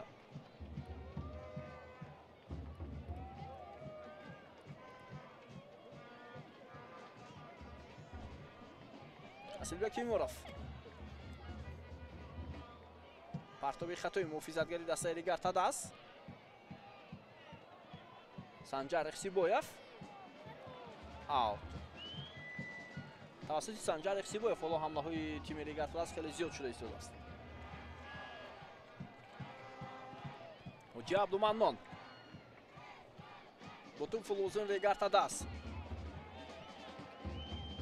партоби диагонали ба канори чап. чӣ ишора мешавад инҷо? қоидаи бозӣ вайрон шудааст.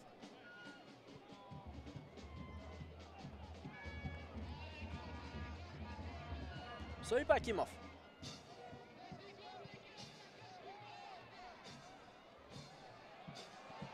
Жозеф Феумба тӯбро ба ихтиёри дастаи Регарта даст мегузорад.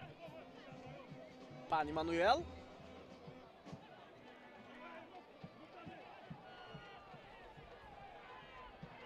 Хурсандов. Ҷабдуманон. Узоқов. ҳамлаи Исхата бенатиҷа. ҳоло акнун футболбозони Регарта даст ба ҳамлаи ҷавобӣ мераванд. Нозим Бобоҷонов. пас анҷом мешавад ба Маҳмадшоев, вале зуд Соҳиб Ҳакимов тӯбро ба дарвозабон мерасонад.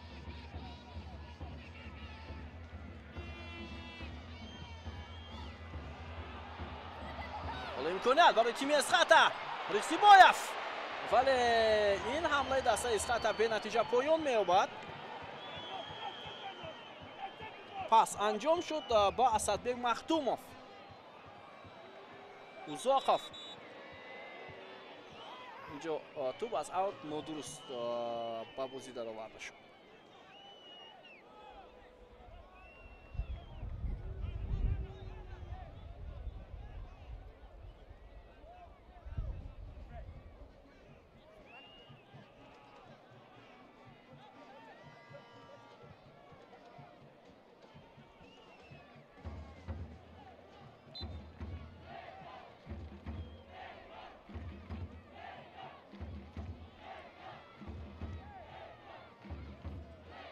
توپ‌رمایی بسیار هم عالی بود. حالا پرتاب ولی با سراغ نوانیق.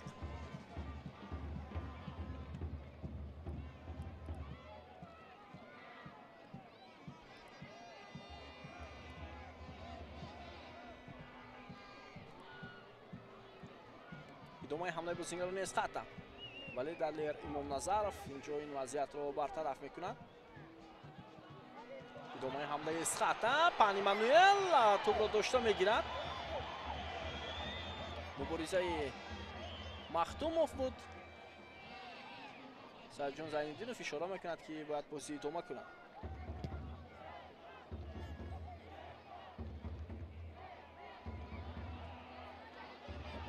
دروازه‌بان در این لحظه مبارزه برد تا لحظه آخرین. عظیمов اول به نفع دیگر دست و معلوم شد که دلشاد کریمov قاعده بازی رو ویران کرده است مقابل کاپیتان دسته دیگر دست. بله خیلی جدی ویران کرده است دلشاد کریمov.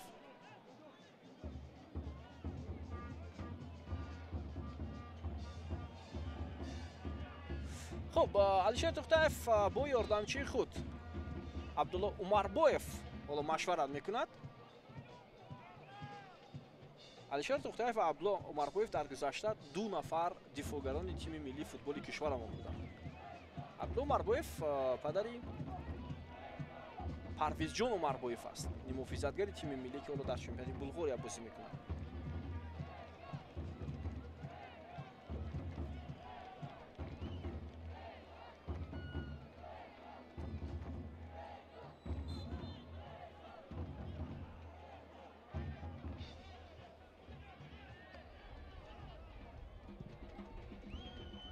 پرتاب خیلی بلند با خط حمله ریگارد است، ولی باز هم به سراغ نوانیق. عموما در قسم دوم ریگارد است رو تا یک اندازه شناخته نمی‌شود. آنها مثل قسم اول بازی ندارند.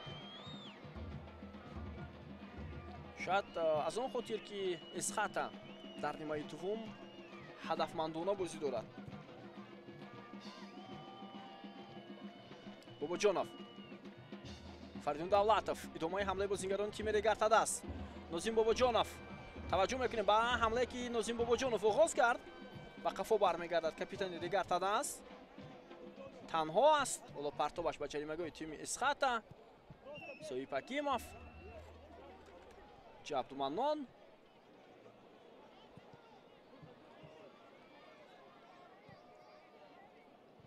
سید مختار عظیمov، اسیلبek تیمورov، جوزف فئونبا، عظیمov، عبدالله شریفov، نازیم باباجانov. اندر یک دیگر بازی میکنن فوتبالبازان ریگارد است. حالا پرتاب نازیم یک ضربه خیلی هم سخت و دور دراز، اما اینجا کسی از بازیکنان اسخاتا قرار نداشت.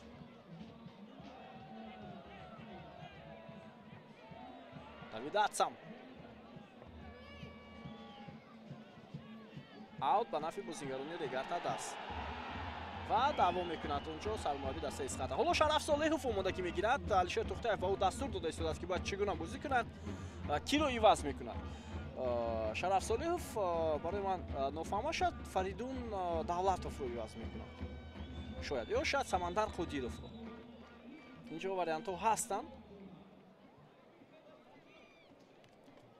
خب تغییرات ба ҷои бозингари рақами 11 Фаридун Давлатов ба майдон меояд. Шараф Солеҳов таҳти рақами 7 дар дақиқаи 60 рақобат аллакай тағйироти дуввумро Алишер Тухтаев анҷом дод.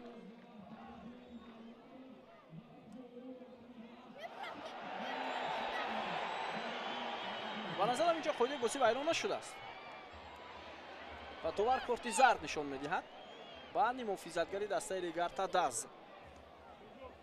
Давид Атсам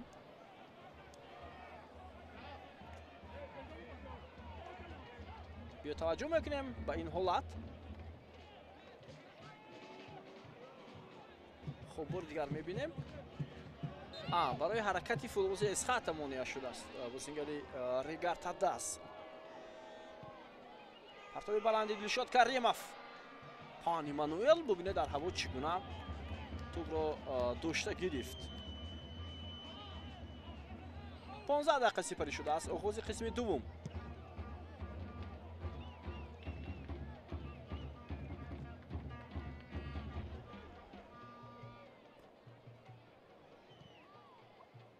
партоби далер Имомназаров ба хати ҳамла. Мабадшоев муқобили Соиб Акимов муваффақ мешавад. ҳоло Шервони Мабадшоев биё таваҷҷӯҳ мекунем, аммо пасаш чандон хуб набуд ба ҷониби Шараф Солеҳов. бозингарони Регарта Даз бармегарданд ба нимаи майдон. боз як тӯбрабои дигар Иброҳим Эшонхонов муваффақ мешавад ирсоли тӯба аз ҷониби ин футболбоз ва Асилбек Тимуров дар танҳоӣ тӯбро аз майдон зада берун мекунад.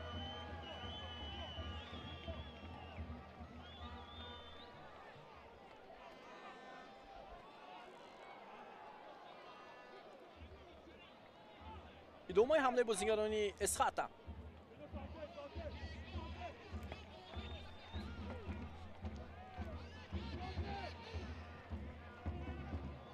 Иброҳим Эшонхонов.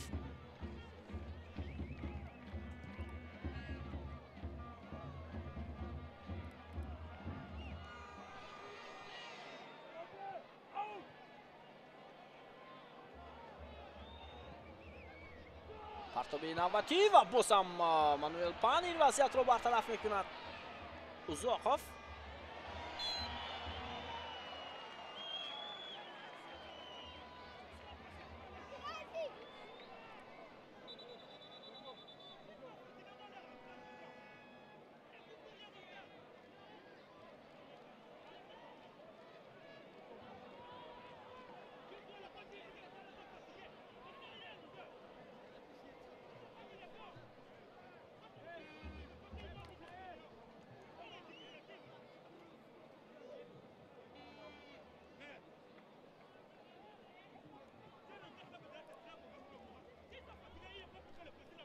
خب حالا تغییرات نوبتی در حالت دسته اسخط انجام می شود.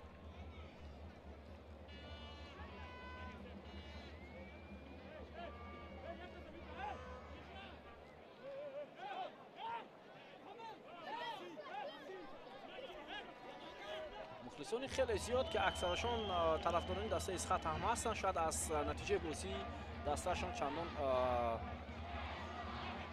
قناعتمند هم نیستن. مخلصان ریگارتا داز هم هستن اما شمارهشون خیلی کم.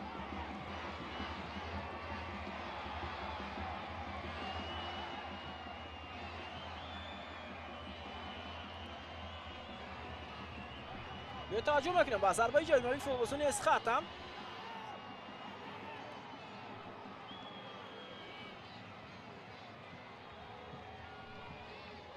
و حالا با میدان وارد میشود فوتبالباز رقمی 77 با جای حجی عبدالمنان جهانگیر اکبرزاده وارد میشود در مرکز. توجه میکنیم با وضعیت استانداردی باشه که بازیگران تیم اسخط اینجا ضربه زده میشود جانبی دروازه ریگارتا داز. از همین موقع ضربه رو اجرا کرد ابراهیم شونخونوف اما ضربه بلندتر رفت.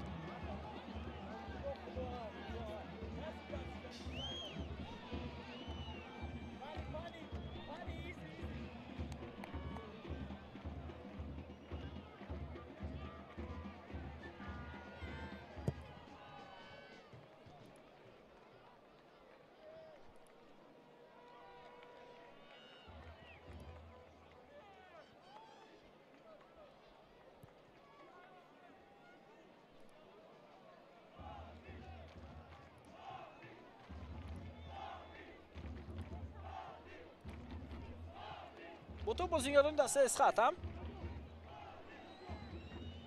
Sardarbek Xursandov, David Atsam,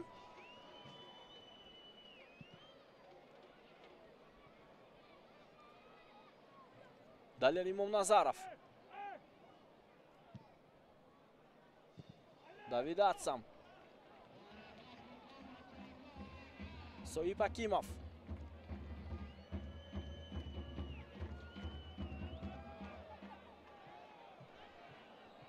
Sardarbek Xursandov, Dilshod Karimov. فکر میکنم در قسم دوم بازیگران ریگارتا دست بیشتر در خط محافظه بازی دارند.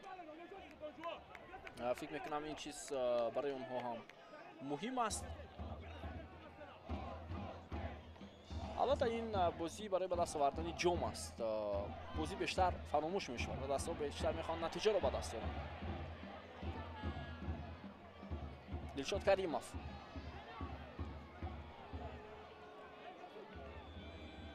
تو با مرکز ارسال می شود.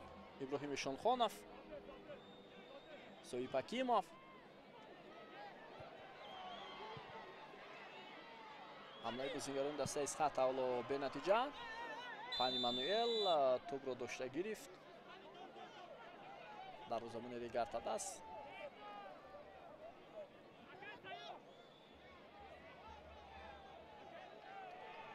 شاید فوتبازی دسته از خط قاعده بازی را ویران کرد. جهانگیر اکبرزاده،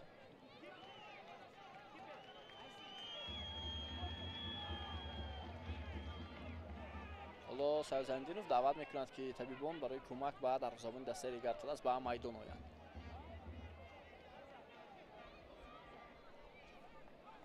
علیشیر توختایف تجربه خیلی زیاد دارد. از همین خاطر تجربه هم من فکر میکنم نقش خیلی کلان خواهد داشت. زمانی که در هیئت دسته استقلال بارها او در بازی نهایی جام تاجیکستان اشتراک کرده بود و میدونید خود علیشیر توختایف در هیئت دسته ریگارتا دست هم بازی کرده است. این گل نخستی که فوتبالستان ریگارتا دست در دقیقه 7 زده بودند. شیروانی آبادچیف اون رو به هدف رسانید و علیشیر توختایف بیرون از تاجیکستان هم باعث بازیگر هنرنمایی کرده بود در دسته ژتسوی قزاقستان در یکی از باشگاه‌های فوتبال ویتنام. در ریگارتا دست در دو دوره بازی کرده بود علیشیر توختایف. در تیم ملی تاجیکستان هم از سال 97 و 2004 بازی کرده است.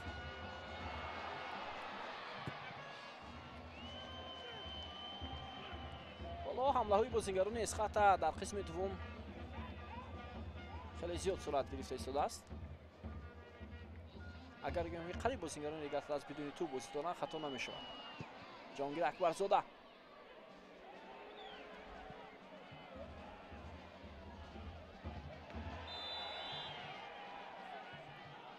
نافهمی حالا میان سمندر قادیروف و دلشاد کریموف. در این لحظه بسیار هم حساس بازیگران نباید عصبانی شوند. اینجا یک رقابت بود که برای به دست آوردن توپ.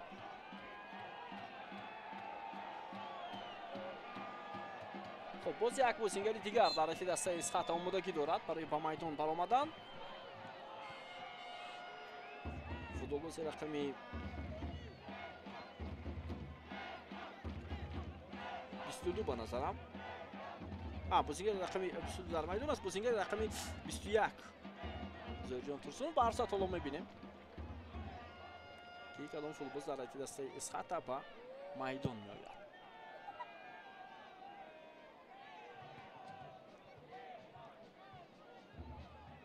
دلشاد کریموف، جهانگیر اکبرزاده،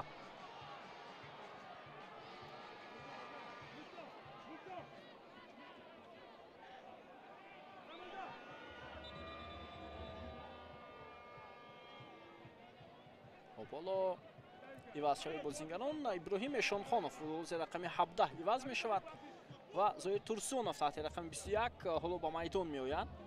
Аслан ӯ муҳофизатгар навишта шудааст дар дархости даста. Дар дархости дастаи Эсхата.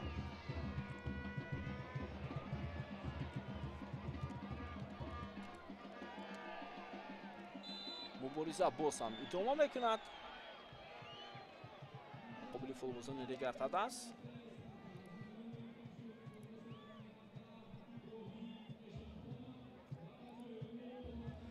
дақиқаи 70 бозӣ.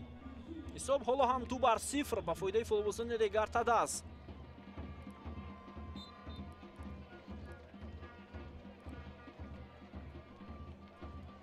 Далил Шарифов.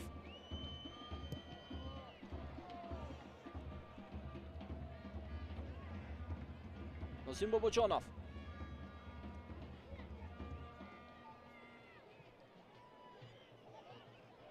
Жозеф Феунбам.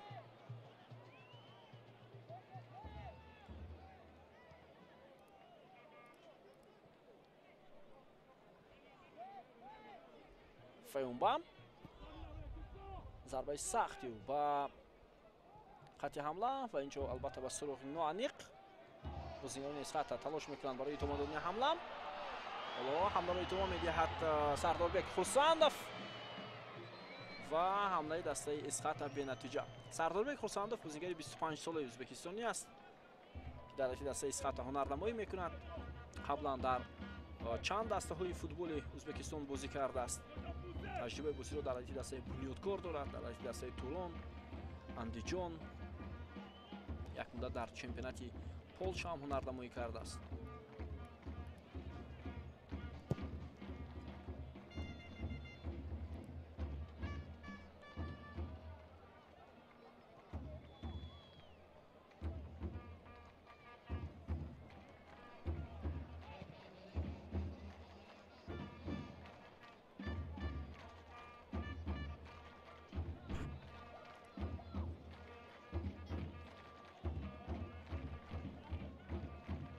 Соиб Акимов.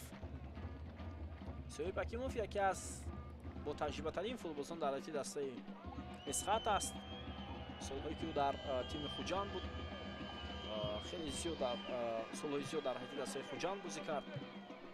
5 сол дар Хуҷанд бозӣ кард ва баъдан боз омад ба тими Эсхата.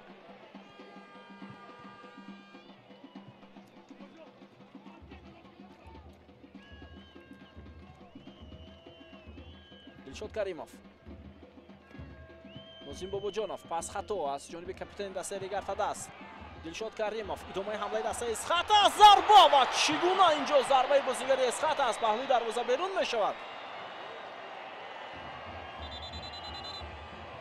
нофаҳмӣ миёни Далер Имомназаров ва дарвозабон Пани Мануел. шояд Имомназаров эътироз ҳам кард ки бояд дарвозабон ба пеш мебаромад ва талош мекард барои дошта гирифтани туп. бетаваҷҷӯҳ мекунем. партоб хеле хуб аз ҷониби Дилшод Каримов анҷом шуд.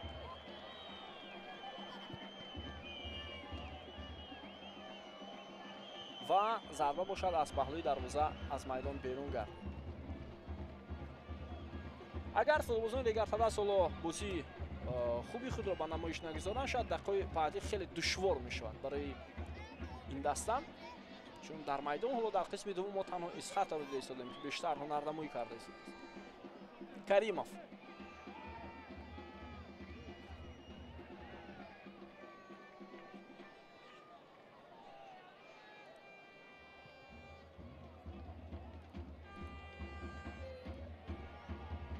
Соиб Акимов.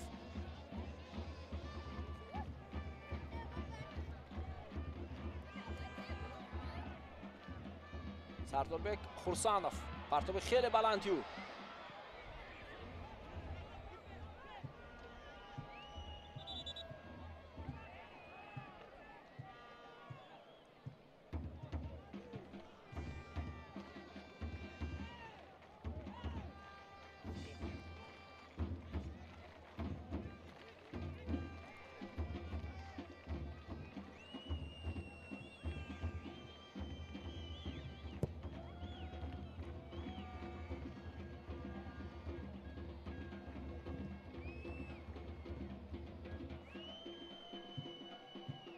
به توجه میکنیم با دومای حمله دیگر تدست محمد شریف از پای افتید دوباره اشاره میکرد که هیچ چیز نیست. حالا دومای حمله دسته اسخاتا و پانی مانوئل باز هم توپ را از میدان زده بیرون میکنند.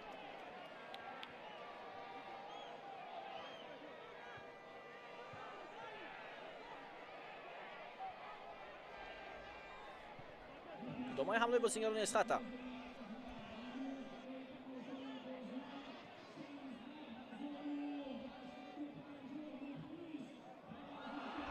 دومای حمله دسته اسخاتا وضعیت خیلی خفناک برای ریگارد تدست و این حمله هم برطرف می شود. حالا در میدان اعلام میکنند که 13000 تماشابین در بازی نهایی جام تاجیکستان اشتراک دارند. این شماره شاید از ورود مخلصان و چپتاها به نظر گرفته شده. سال گذشته در بازی ریگارد تدست خوجان در فینال جام تاجیکستان 13000 تماشابین، زیاده از 13000 تماشابین با میدان وارد شده بود. از همان بازی سرمخلص‌ترین در تاریخ بازی‌های جام تاجیکستان این سال 92 بود است وقتی پامیری اوازدار با ریگارد تدست بازی کرد. در فینال 21000 تماشابین اونجا در ورزشگاه مرکزی بازی تماشا کرده است. وضعیت خفناک برای دروازه‌بان ریگارد تدست و باز هم فوتبالبازان ریگارد تدست نفهمی دارند بین خود.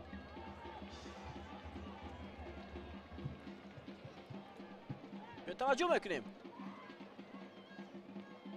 از میان چند نفر این ضربه زده شد، از میان چند نفر دفاعگران ریگارد تدست امام نظرов، فیومبا، بعداً عبدالله شریفов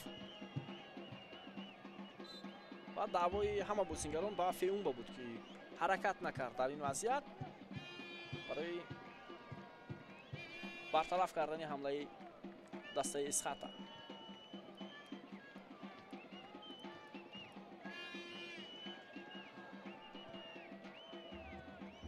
سنجر اختیبایف امکانیت برای دسته اسخاتا. همه این فوتبالبازان اسخاتا حالا در حمله هستند.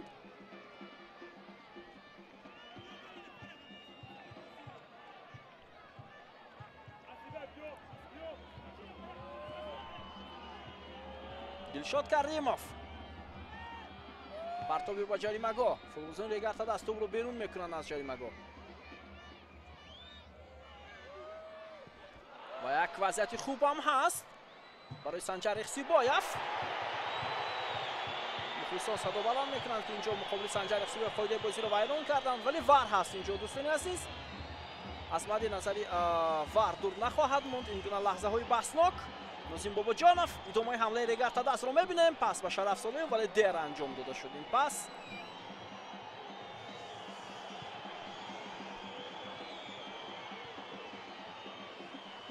عبدالله شریفov، جهانگیر اکبرزاده ولی عبدالله شریفov توپ را از میدان زده بیرون میکند. اونجا سنجر اختیبایف از جای برنخسته است. به توجه میکنیم که اینجا چگونه حالت بود.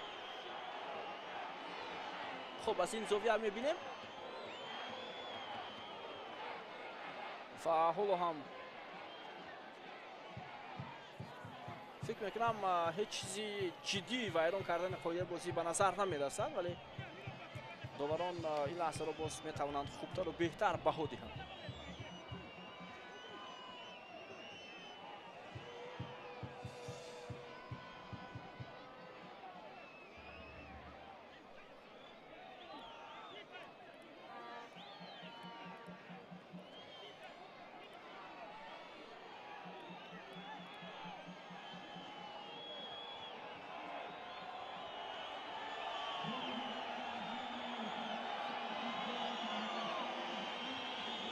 خب بالا صدای مخلصان خیلی و خیلی زیاد می شود. سر زندینوف حالا با یاردمچیان خود گوش می اندازد که این وضعیت را تفتیش می کنند. مخلصان دسته اسخات هم با وجه آمدند که باید این گونه حالت حتما دیده برآمده شود. سر زندینوف اشاره میکرد هیچ چیز نیست. اینجا ما هم بالاتر اشاره کردیم که حالت ویران کردن قاعده بازی در جریمه‌گاه تیم ریگارد تدست نبود. پرتاب خیلی بلند، وضعیت خفناک برای بازیگران رگارتاداس. ضربه کنجی نیست، اشاره میکنن سید زین‌الدینوف و اینجا دعوا میکنن فوتبالبازان اسخاتا. بیا توجه میکنیم این حالت رو پیشکش میشود برای ما. اینجا یگان حالت ویران کردن قاعده بازی به نظر نمیرسد دوستان عزیز.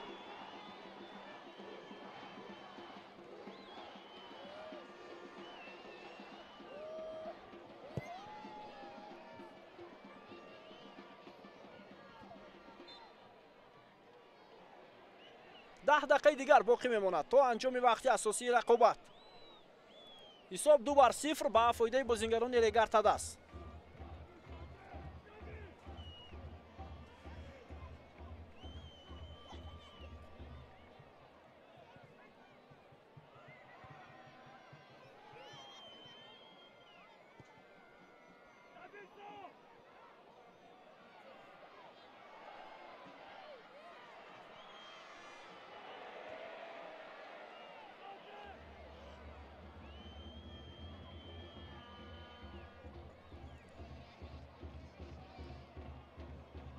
سرداربек خورسندов پرتاب خیلی بلندیو.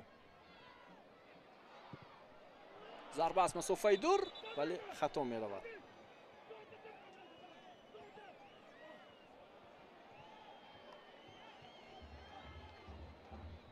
تأخیرات. حالا عبدالرحمن اوزاقов بازیگر رقم 4 وضع می شود با جای فوتبالباز رقم 19 امیرجان رحیمов با میدان آمد. در دسته رگارتاداس هم تأخیرات انجام داده می شود. خب شهرت المرادov تحت رقم 77 حالا با میدان وارد می شود. بازیگر رقم 22 سمندر قدیرov رو عوض می کند.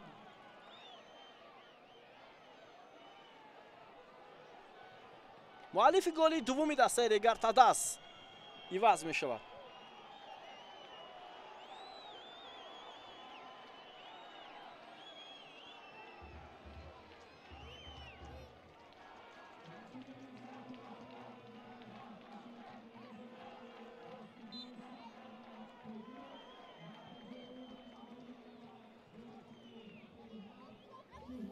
خب اکنون دقیقه های بعدی بازی رو میبینیم. مرکز میدان رو حالا پرقوت کرد علیشیر توختاєв، دوید حسن، شهرت المرادov، سید مختار عظیمov. سه محافظتگری اصلا محافظتگرانی هستند که در یک موقع بازی میکنند با میدان وارد شدن. کارت زرد حالا با کی نشان داده می شود؟ با عبدالله شریفов برای دیرتر با بازی در آوردن توپ، برای کشال دادن وقت.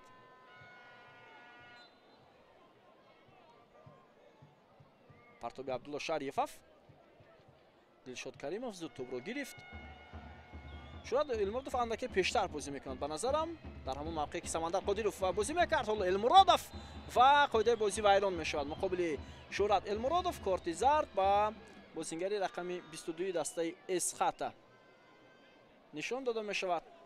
اسدبek مختومov و ضربه جریمه‌ای برای رگارتاداس.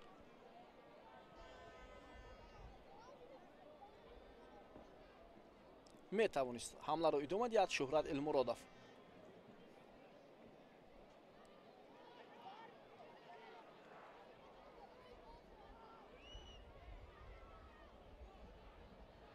حالا داور چهارم با سید زین‌الدینوف اشاره میکند که اینجا یکی از نفرانی که در ستاد مربیان جای شده شاید بازیگران بود.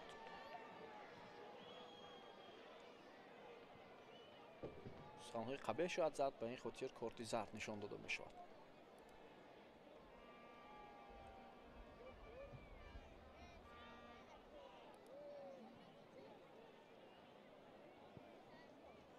خب توجه میکنیم با ضربه جریمه‌ای. اینجا سید مختار عظیمov در نزد توپ او بیشتر ضربه های راست انجام میدهد و از این موقع اصلا پرتاب هم فکر میکنم واریانتی خوبتر است.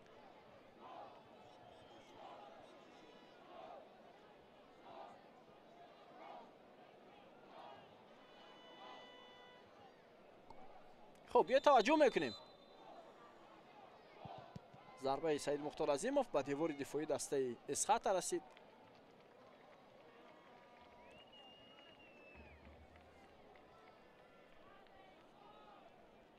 аут ба нафи бозингарони Регартадас. Шурат Элмуродов тубро аз аут ба бозӣ медарорад. Бозин Бобоҷонов. вале тубро аз даст додан футболбозини Регартадас. як партоби хеле баланд. Феумба ин вазъиятро рафт кард. аут ба нафи бозингарони Эсхата. Асадбек Махтумов на тубро ба бозӣ медорад. инҷо нафари дигар. партоб рост ба ҷаримагои тими Регартадас. имконияти идома додани ҳамла ҳаст. ирсоли тӯб аз ҷониби Махтумов. зарба ва чӣ гуна Пани Мануэл ин вазъиятро рафт мекунад. дарвозабони Регартадас. ман гумон кардам ки тӯб ворди дарвоза шуд, аммо на. Пани Мануэл мехоҳад ки имрӯз бозиро бидуни сар додани гол ҷамъбаст кунад. хеле севи олӣ дарвозабони дастаи Регартадас. аз масофаи наздик зарба иҷро карда шуд. партоб ҳам бисёр олӣ буд. Санҷар Рехсибоев наздик буд. ҳоло барои рахна кардани дарвозаи дастаи Регартадас аксул ҳамлаи футболбозони Регартадас. ҳоло Шервони Амбашев. биёед таваҷҷӯҳ мекунем, касе нест дар хати ҳимояи дастаи Эсхата. пас анҷом мешавад. зарба бояд анҷом шавад ва 3-0. Шуҳрат Элмуродов по паси Шервони Мабачоев тӯбро ба даруни дарвозаи Эсхата равон мекунад ва ҳисобро 3-0 менамояд. ду паси головар ба Шервони Мабачоев тааллуқ дорад дӯстони азиз. ва кори аз ҳама асосиро маҳз бозингари рақами 88 Мабачоев анҷом дод.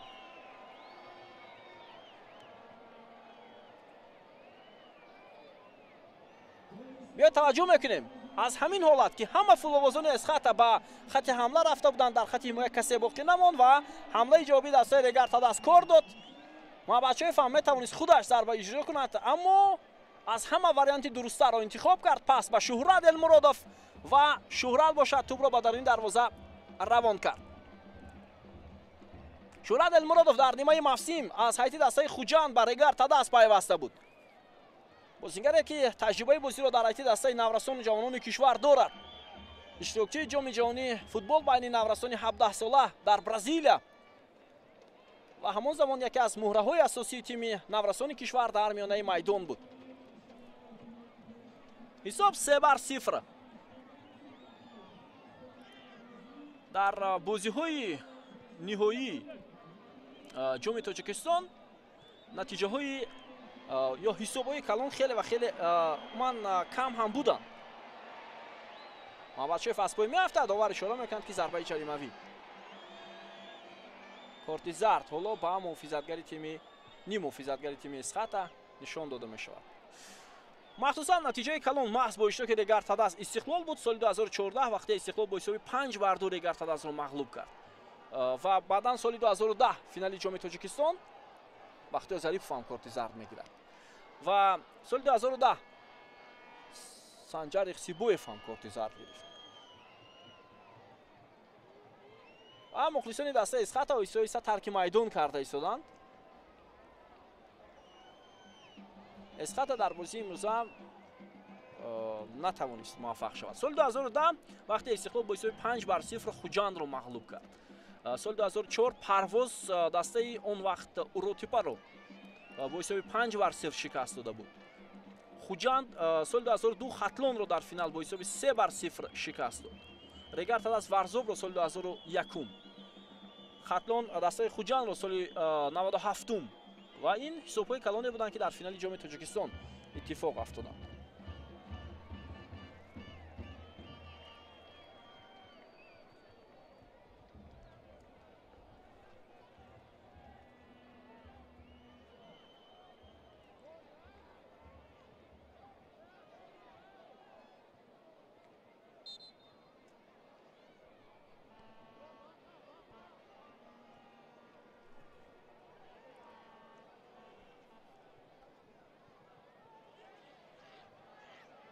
идомаи ҳамлаи дастаи Регартадас ва инҷо ҳам қоидаи бозӣ вайрон мешавад. ин дафъа муқобили Саид Мухтор Азимов. Бахтиёр Зарипов حالا در این حالت بود کارت سرخ با بختیار ظریفов نشان داده می شود یا نه؟ کارت زرد دوم این می شود کارت سرخ.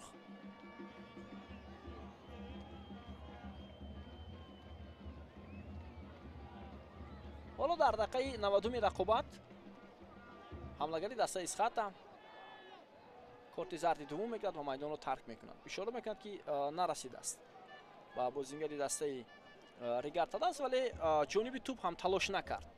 بختیار ظریفов از همین خاطر این عملکرد حملگری دسته اسخط هم از روی خانه‌های فوتبال نیست. ضربه جریمه‌ای جانبی دروازه اسخط این شرف صالحов بود، ولی دروازه‌بان تورسونوف ضربه شرف صالحов را داشته گرفت. حالا وقتی اساسی به پایان رسید. بیننده عزیز، دو نفر بازیگر دیگر در رده ریگارتاد است آماده هستند برای با میدان وارد شدن. پرتاب خیلی بلند اسدبек مختومов، ولی از جوزف اون به گذشته نتوانست. اسدبек مختومов، شوراد المرادов، پاس به کنار راست میدان، باز هم حمله ایجابی دسته ریگارتاد است. شرف صالحов ارسالی تو به کنار و صاحب کیموف این دفعه امکان نداد با حمله بازیگران ریگارتاد است.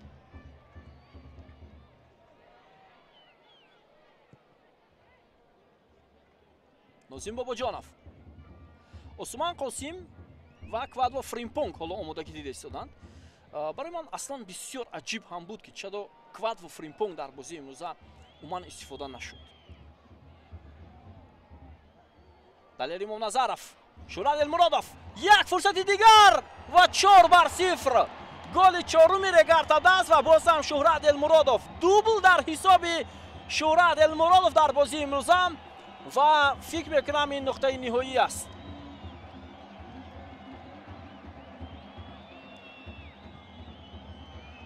دقیقه 92 7 دقیقه داور اضافه کرد.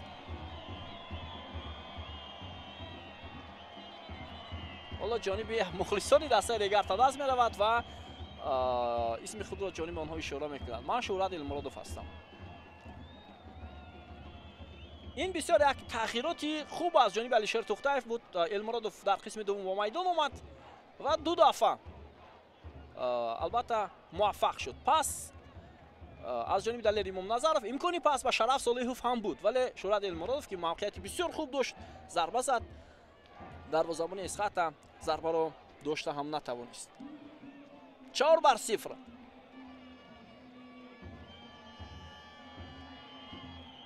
بسیار خوشحال است علیشیر توختایف و با حیث مربی او در استقلال فعالیت میکرد. حالا مابدشویف وصل شده است. در استقلال فعالیت میکرد، بعدا در حاصلات هم فعالیت کرد، ولی امسال کاری علیشیر توختایف در ریگارتاد است بسیار خوب و بامرام. عبدالله شریفов هم وصل شده است. عثمان قاسم با جای با میدان میآید، با جای شیروانی مابدشویف کвадво фримпонг وارد میدان شد و علیشیر توختایف اکنون با یک دسته دیگر ببینید یک دوره نو را پشت سر کرده ایستاده است و از خود درک داده ایستاده است. ما امیدوار میشیم که ریگارتاد است در جام دعوت هم نتیجه های خوب میگیرد و امیدی مخلصان فوتبال تاجیک رو در این مسابقه باز هم بیشتر میکند، چون که ریگارتاد است وقتی به لیگ قهرمانان دوی آسیا را خط گرفته نتوانست، اکنون باید در این مسابقه تلاش نماید.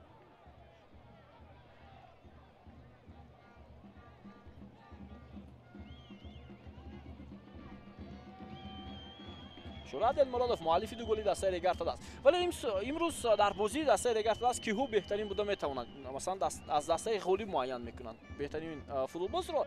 به نظر من مابدشویف هم یک گل زد هم یک پاس گل آورد. خب المرادов کمتر در میدان بود و 10 دقیقه اگر حساب کنیم یا 15 دقیقه، ولی دو گل زد.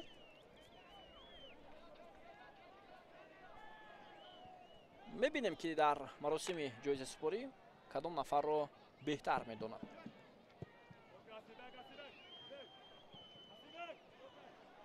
حالا المرادов باز یک امکانیت دیگر برای ریگارتاد است. دقیقه 95 بازی پاس به کنار میدان имом назаров, шурат элмуродов, бозигузори хеле хуби футболбозони дастаи Регарта Даст. имом назаров пештар дар райти дастаи Исхата бозӣ мекард. Нозим Бобоҷонов зарбаю ва ин дафъа дарвозабони Исхата тӯбро дошта гирифт.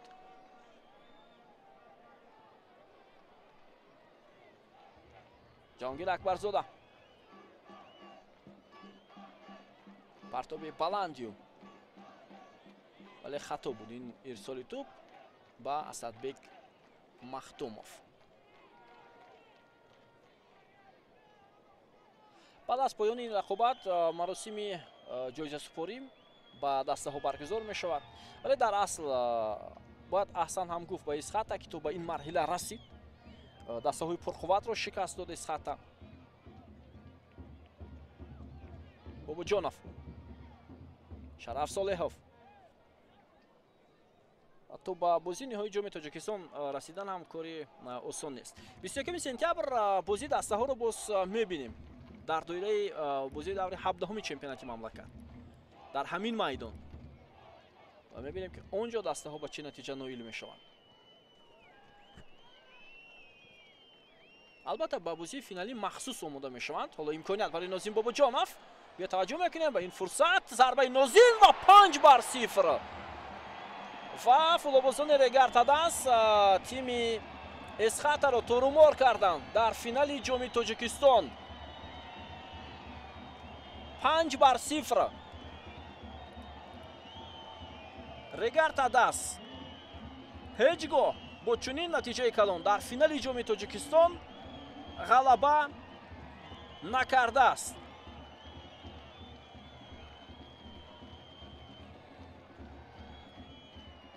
ғалаба карданд 5-0 ва он ҳам дар майдони дастаи Исхата.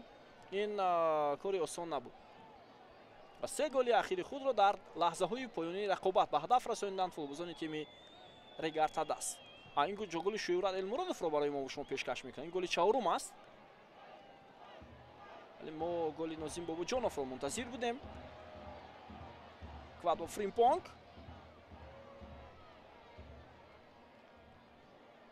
идомаи ҳамлаи Исхата.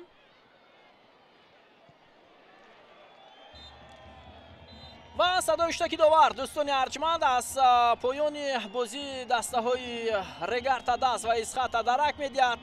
бозии ниҳоии ҷоми Тоҷикистон дар соли 2025 ҳам поён меёбад ва тими Регарта Даст бо ҳисоби калони 5-0 бар тими Исхата ғалаба ба даст меоварад ва ҳамин тавр барандаи ҷоми Тоҷикистон дар соли 2025 мешавад.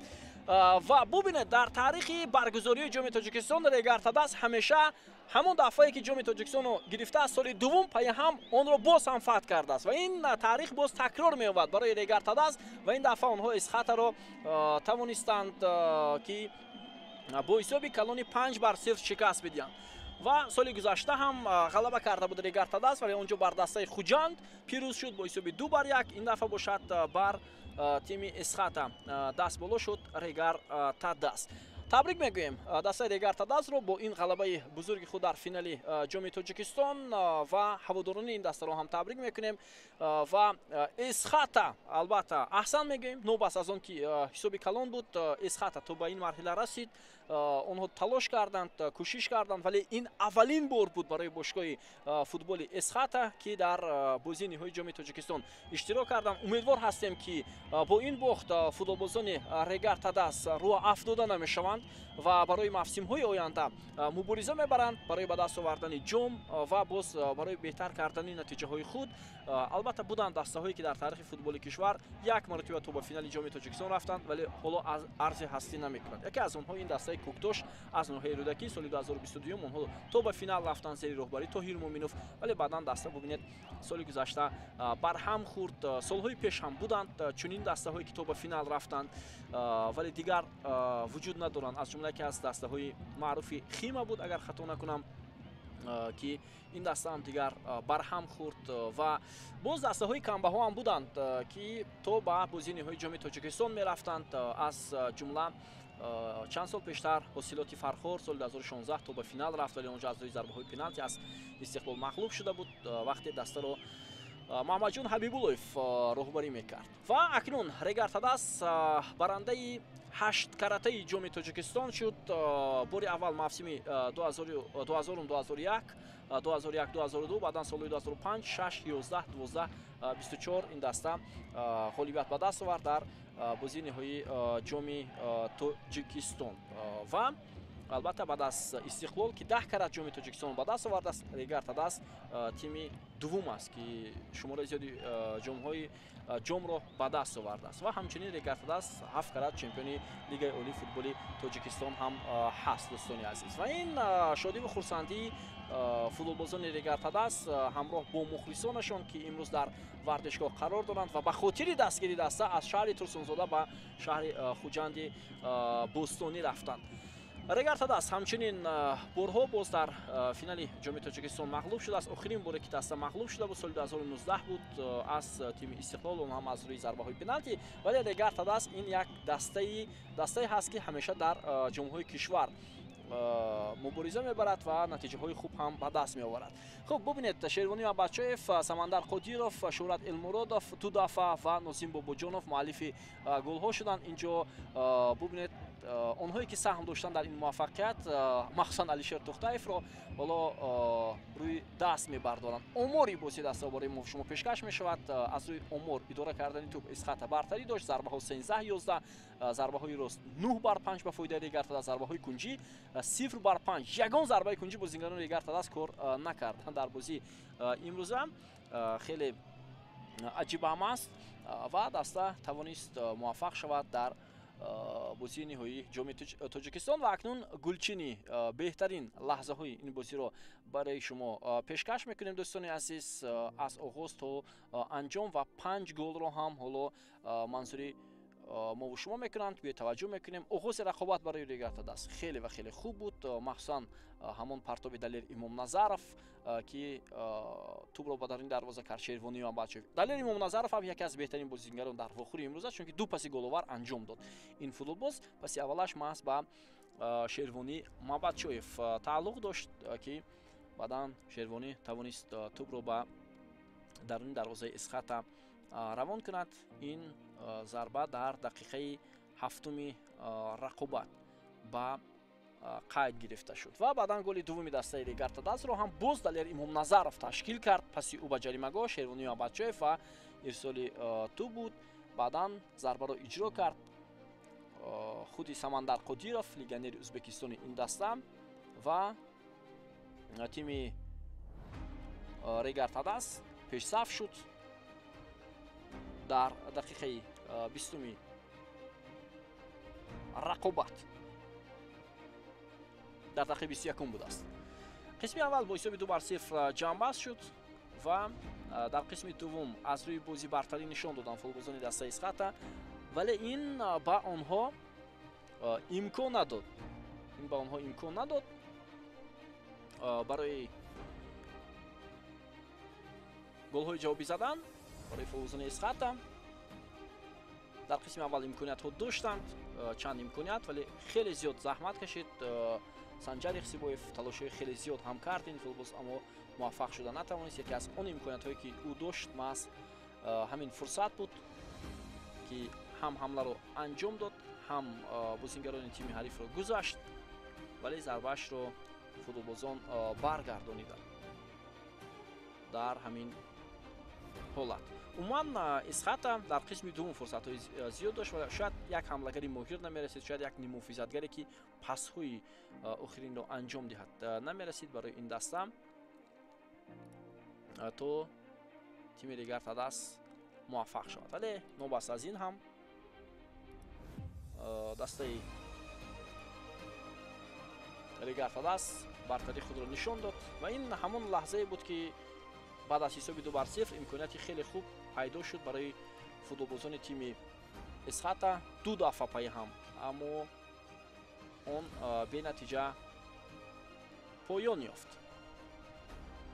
зарбаҳои бозингарони Исхата ворди тури дарвоза намешуданд. шояд ин аз камтаҷрибагии даста буд дар чунин сатҳи бозиҳо.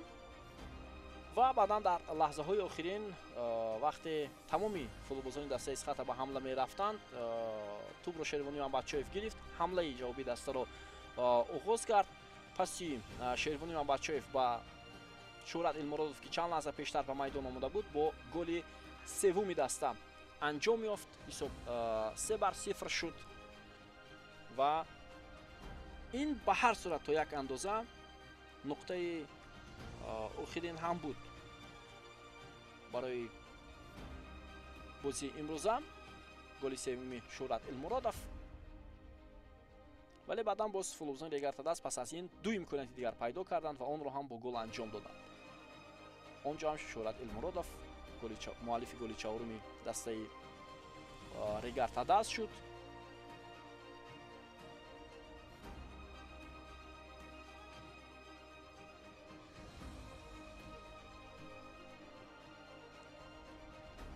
ва баъдан боз Нозим Бобоҷонов. Бе таваҷҷӯҳ мекунем ҳоло ба голи чаҳоруми дастаи Регардадаст, ки онро ҳам Шӯҳрат Илмуродов ба ҳадаф расонид. Далери Момназаров ва Шаҳрёни Мамбатчоев ҳамларо оғоз карданд. Шӯҳрат Илмуродов аз ҳамин мавқеъ зарба зад ва тӯб ба даруни дарвоза рафт ва ҳисоб 4-0 шуд. албатта дар бисёре аз дастаҳои хуб ҳастанд футболбозоне, ки бо ба майдон омаданашон куллан бозиро дигар мекунанд. ва имрӯз барои Регардадаст Шӯҳрат Илмуродов ҳамин гуна футболбоз буд. бо омаданаш ду голи пайҳами дастаи Регардадастро зад ва тимашро пешсаф кард. баъдан нуқтаи ниҳоиро дар бозии имрӯза Нозим Бобоҷонов гузошт, капитани дастаи Регардадаст дар рақобати имрӯза. албатта пас аз ин Алишер Тухтаев ҳам хеле ва хеле хушҳол шуд аз он ки ҳоло бо Регардадаст ӯ барандаи ҷоми кишвар гардид. ва ин голи панҷум аст. голи панҷум пас аз маркази майдон анҷом шуд аз ҷониби худи Шӯҳрат Илмуродов. агар аз рӯи нишондод ё омор гирем, Шӯҳрат Илмуродов аз ҳама зиёдтар нобаст аз он ки кам дар майдон буд кор кард. дар давоми ин зиёда аз 10 дақиқае ки дар майдон буд, ӯ ду гол зад ва як паси головар. ҳоло чунин натиҷа дар бозии Регардадаст касе анҷом надодааст. ва паси ӯ ба Нозим Бобоҷонов зарбаи капитани даста ҳисоб 5-0 мешавад ва ҳамин тавр Регардадаст муваффақ шуд. акнун дӯстони азиз, маросими ҷоизасупорӣ сурат мегирад бо иштироки дастаҳои Эсхата ва Регардадаст.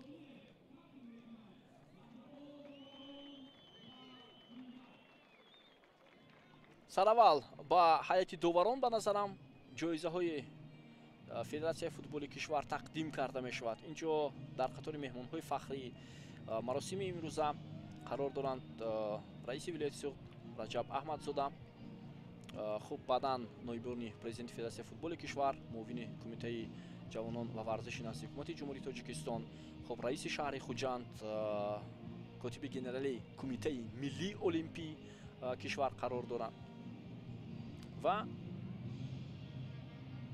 ба доварон ҳоло ҷоизаи махсус дар бозии имрӯза тақдим карда мешавад. Саёд Зайниддинов бозии имрӯзаро доварӣ кард. рефери фифа аз шаҳри Душанбе Вафо Қараев ва Исмоил Нуралиев ба ӯ кӯмак карданд дар канорҳо. Гулмуроди Саъдулло довари чаҳорум буд дар рақобати имрӯза. Амирҷон Хоркашев ҳамроҳ бо ёрдамчонаш Ҳасан Каримов ва Зуҳал Хуҷаназаров дар назди вар қарор доштанд ва лаҳзаҳои баҳснок маҳз ба онҳо вогузор карда шуд. воқеан ҳам дар ин бозӣ сатҳи доварӣ хеле ва хеле баланд буд дӯстони азиз ва бисёр хуб ҳам фаъолият карданд гурӯҳи кории доварон бо роҳбарии Саидҷон Зайниддинов.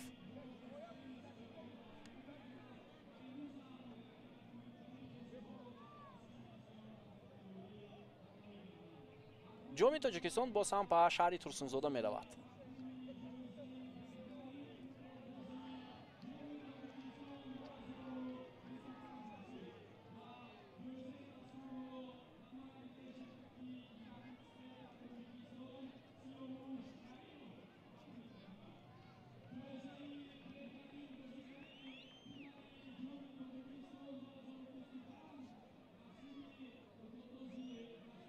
хуб ҷоизаи беҳтарин бозингар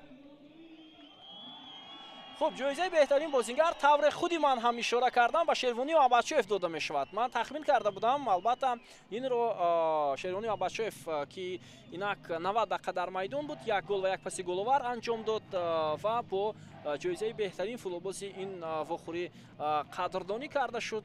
البته که مبارک باشد، ارزنده هم بود که مابدشویف بهترین فوتبالبازی بازی نهایی گردید، فوتبالبازی تیم ملی کشورمون. باور داریم که مابدشویف باز در مسابقه جام دعوتی کنفدراسیون فوتبال آسیا سهمش برای موفقیت ریگارد دست میرسد.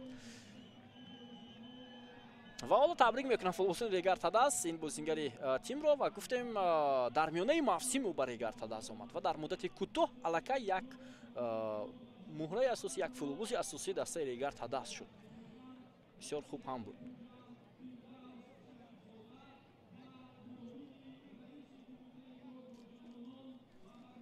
خوب، حالا دوستان عزیز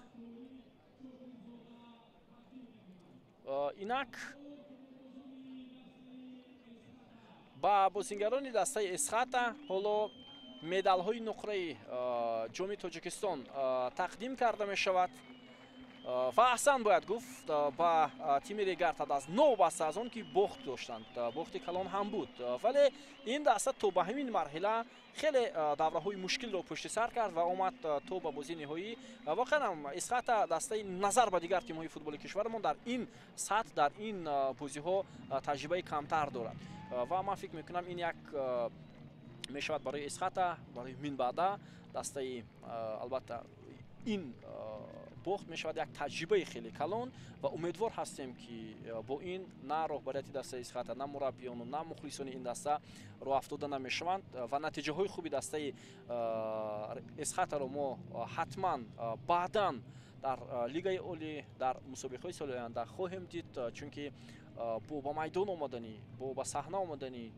دسته اسخاتا در لیگ اولی که از البته نظر به دیگر دسته شرایط خوبتر هم دارند، من فکر میکنم سطح و صفت بازی ها هم خوبتر می شود و باید احسن هم گفت با هیئت دسته ریگارد دست با مربیان این تیم با رهبری شهرت و معروف که تو به این مرحله دسته رو رسانیدند و فکر میکنم البته طرفداران این دسته آنقدر روحیه خوب ندارند چون که دسته مغلوب شد و اون هم با حساب کلان، ولی این فوتبال است، فوتبال پیشگویی کردن نمیشود، خود در میدان خود بازی داری خود در دیگر میدان ها مخصوصا فینال این تا یک اندازه پیشگویی نشونده هم هست. دوستان عزیز والا با بازیگران و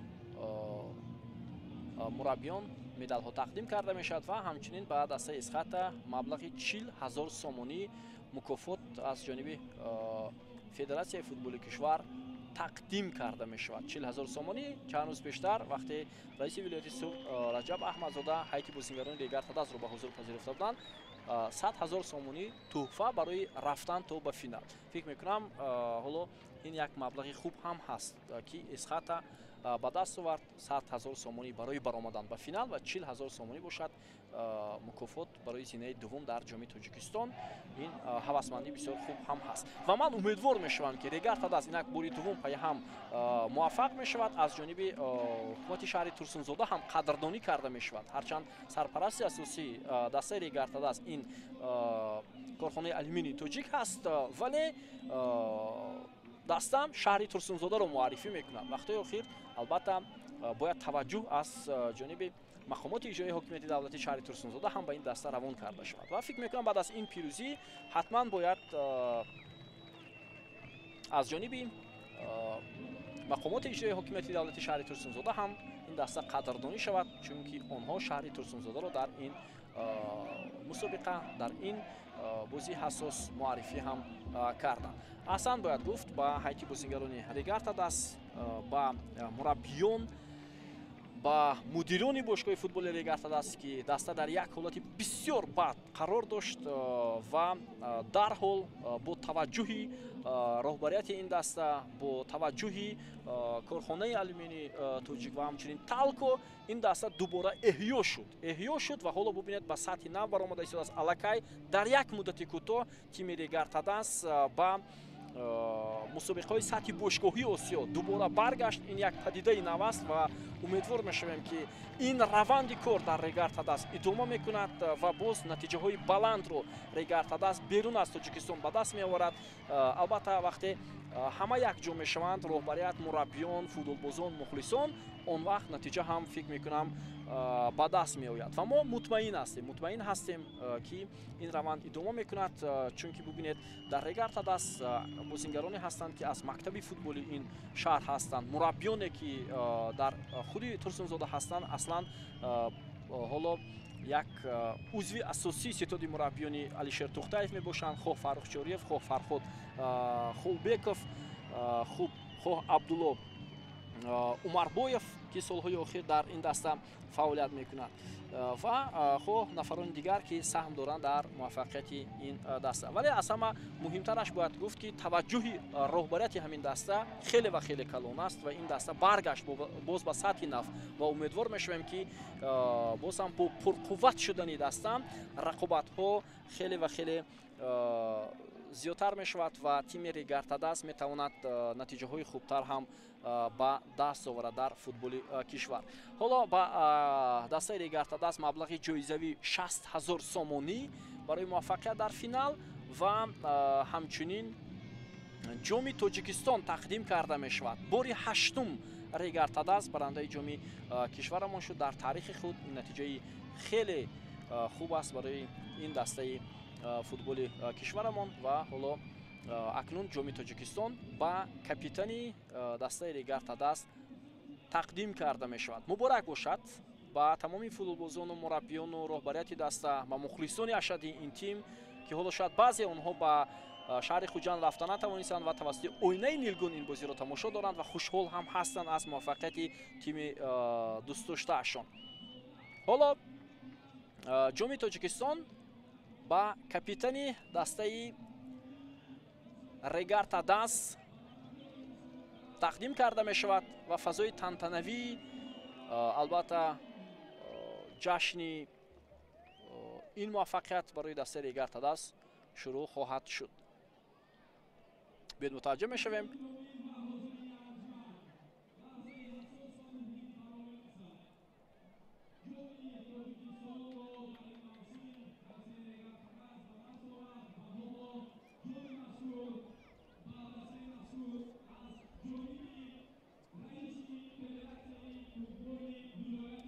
ҳоло ҷоми Тоҷикистонро ба капитани дастаи Регартадаст раиси вилояти Суғд ва ҳамчунин раиси Федератсияи футболи вилояти Суғд Раҷаб Аҳмадзода тақдим мекунад ки саҳми ин нафар ҳам дар рушди футболи минтақа махсусан дар вилояти Суғд хеле ва хеле калон ҳам ҳаст.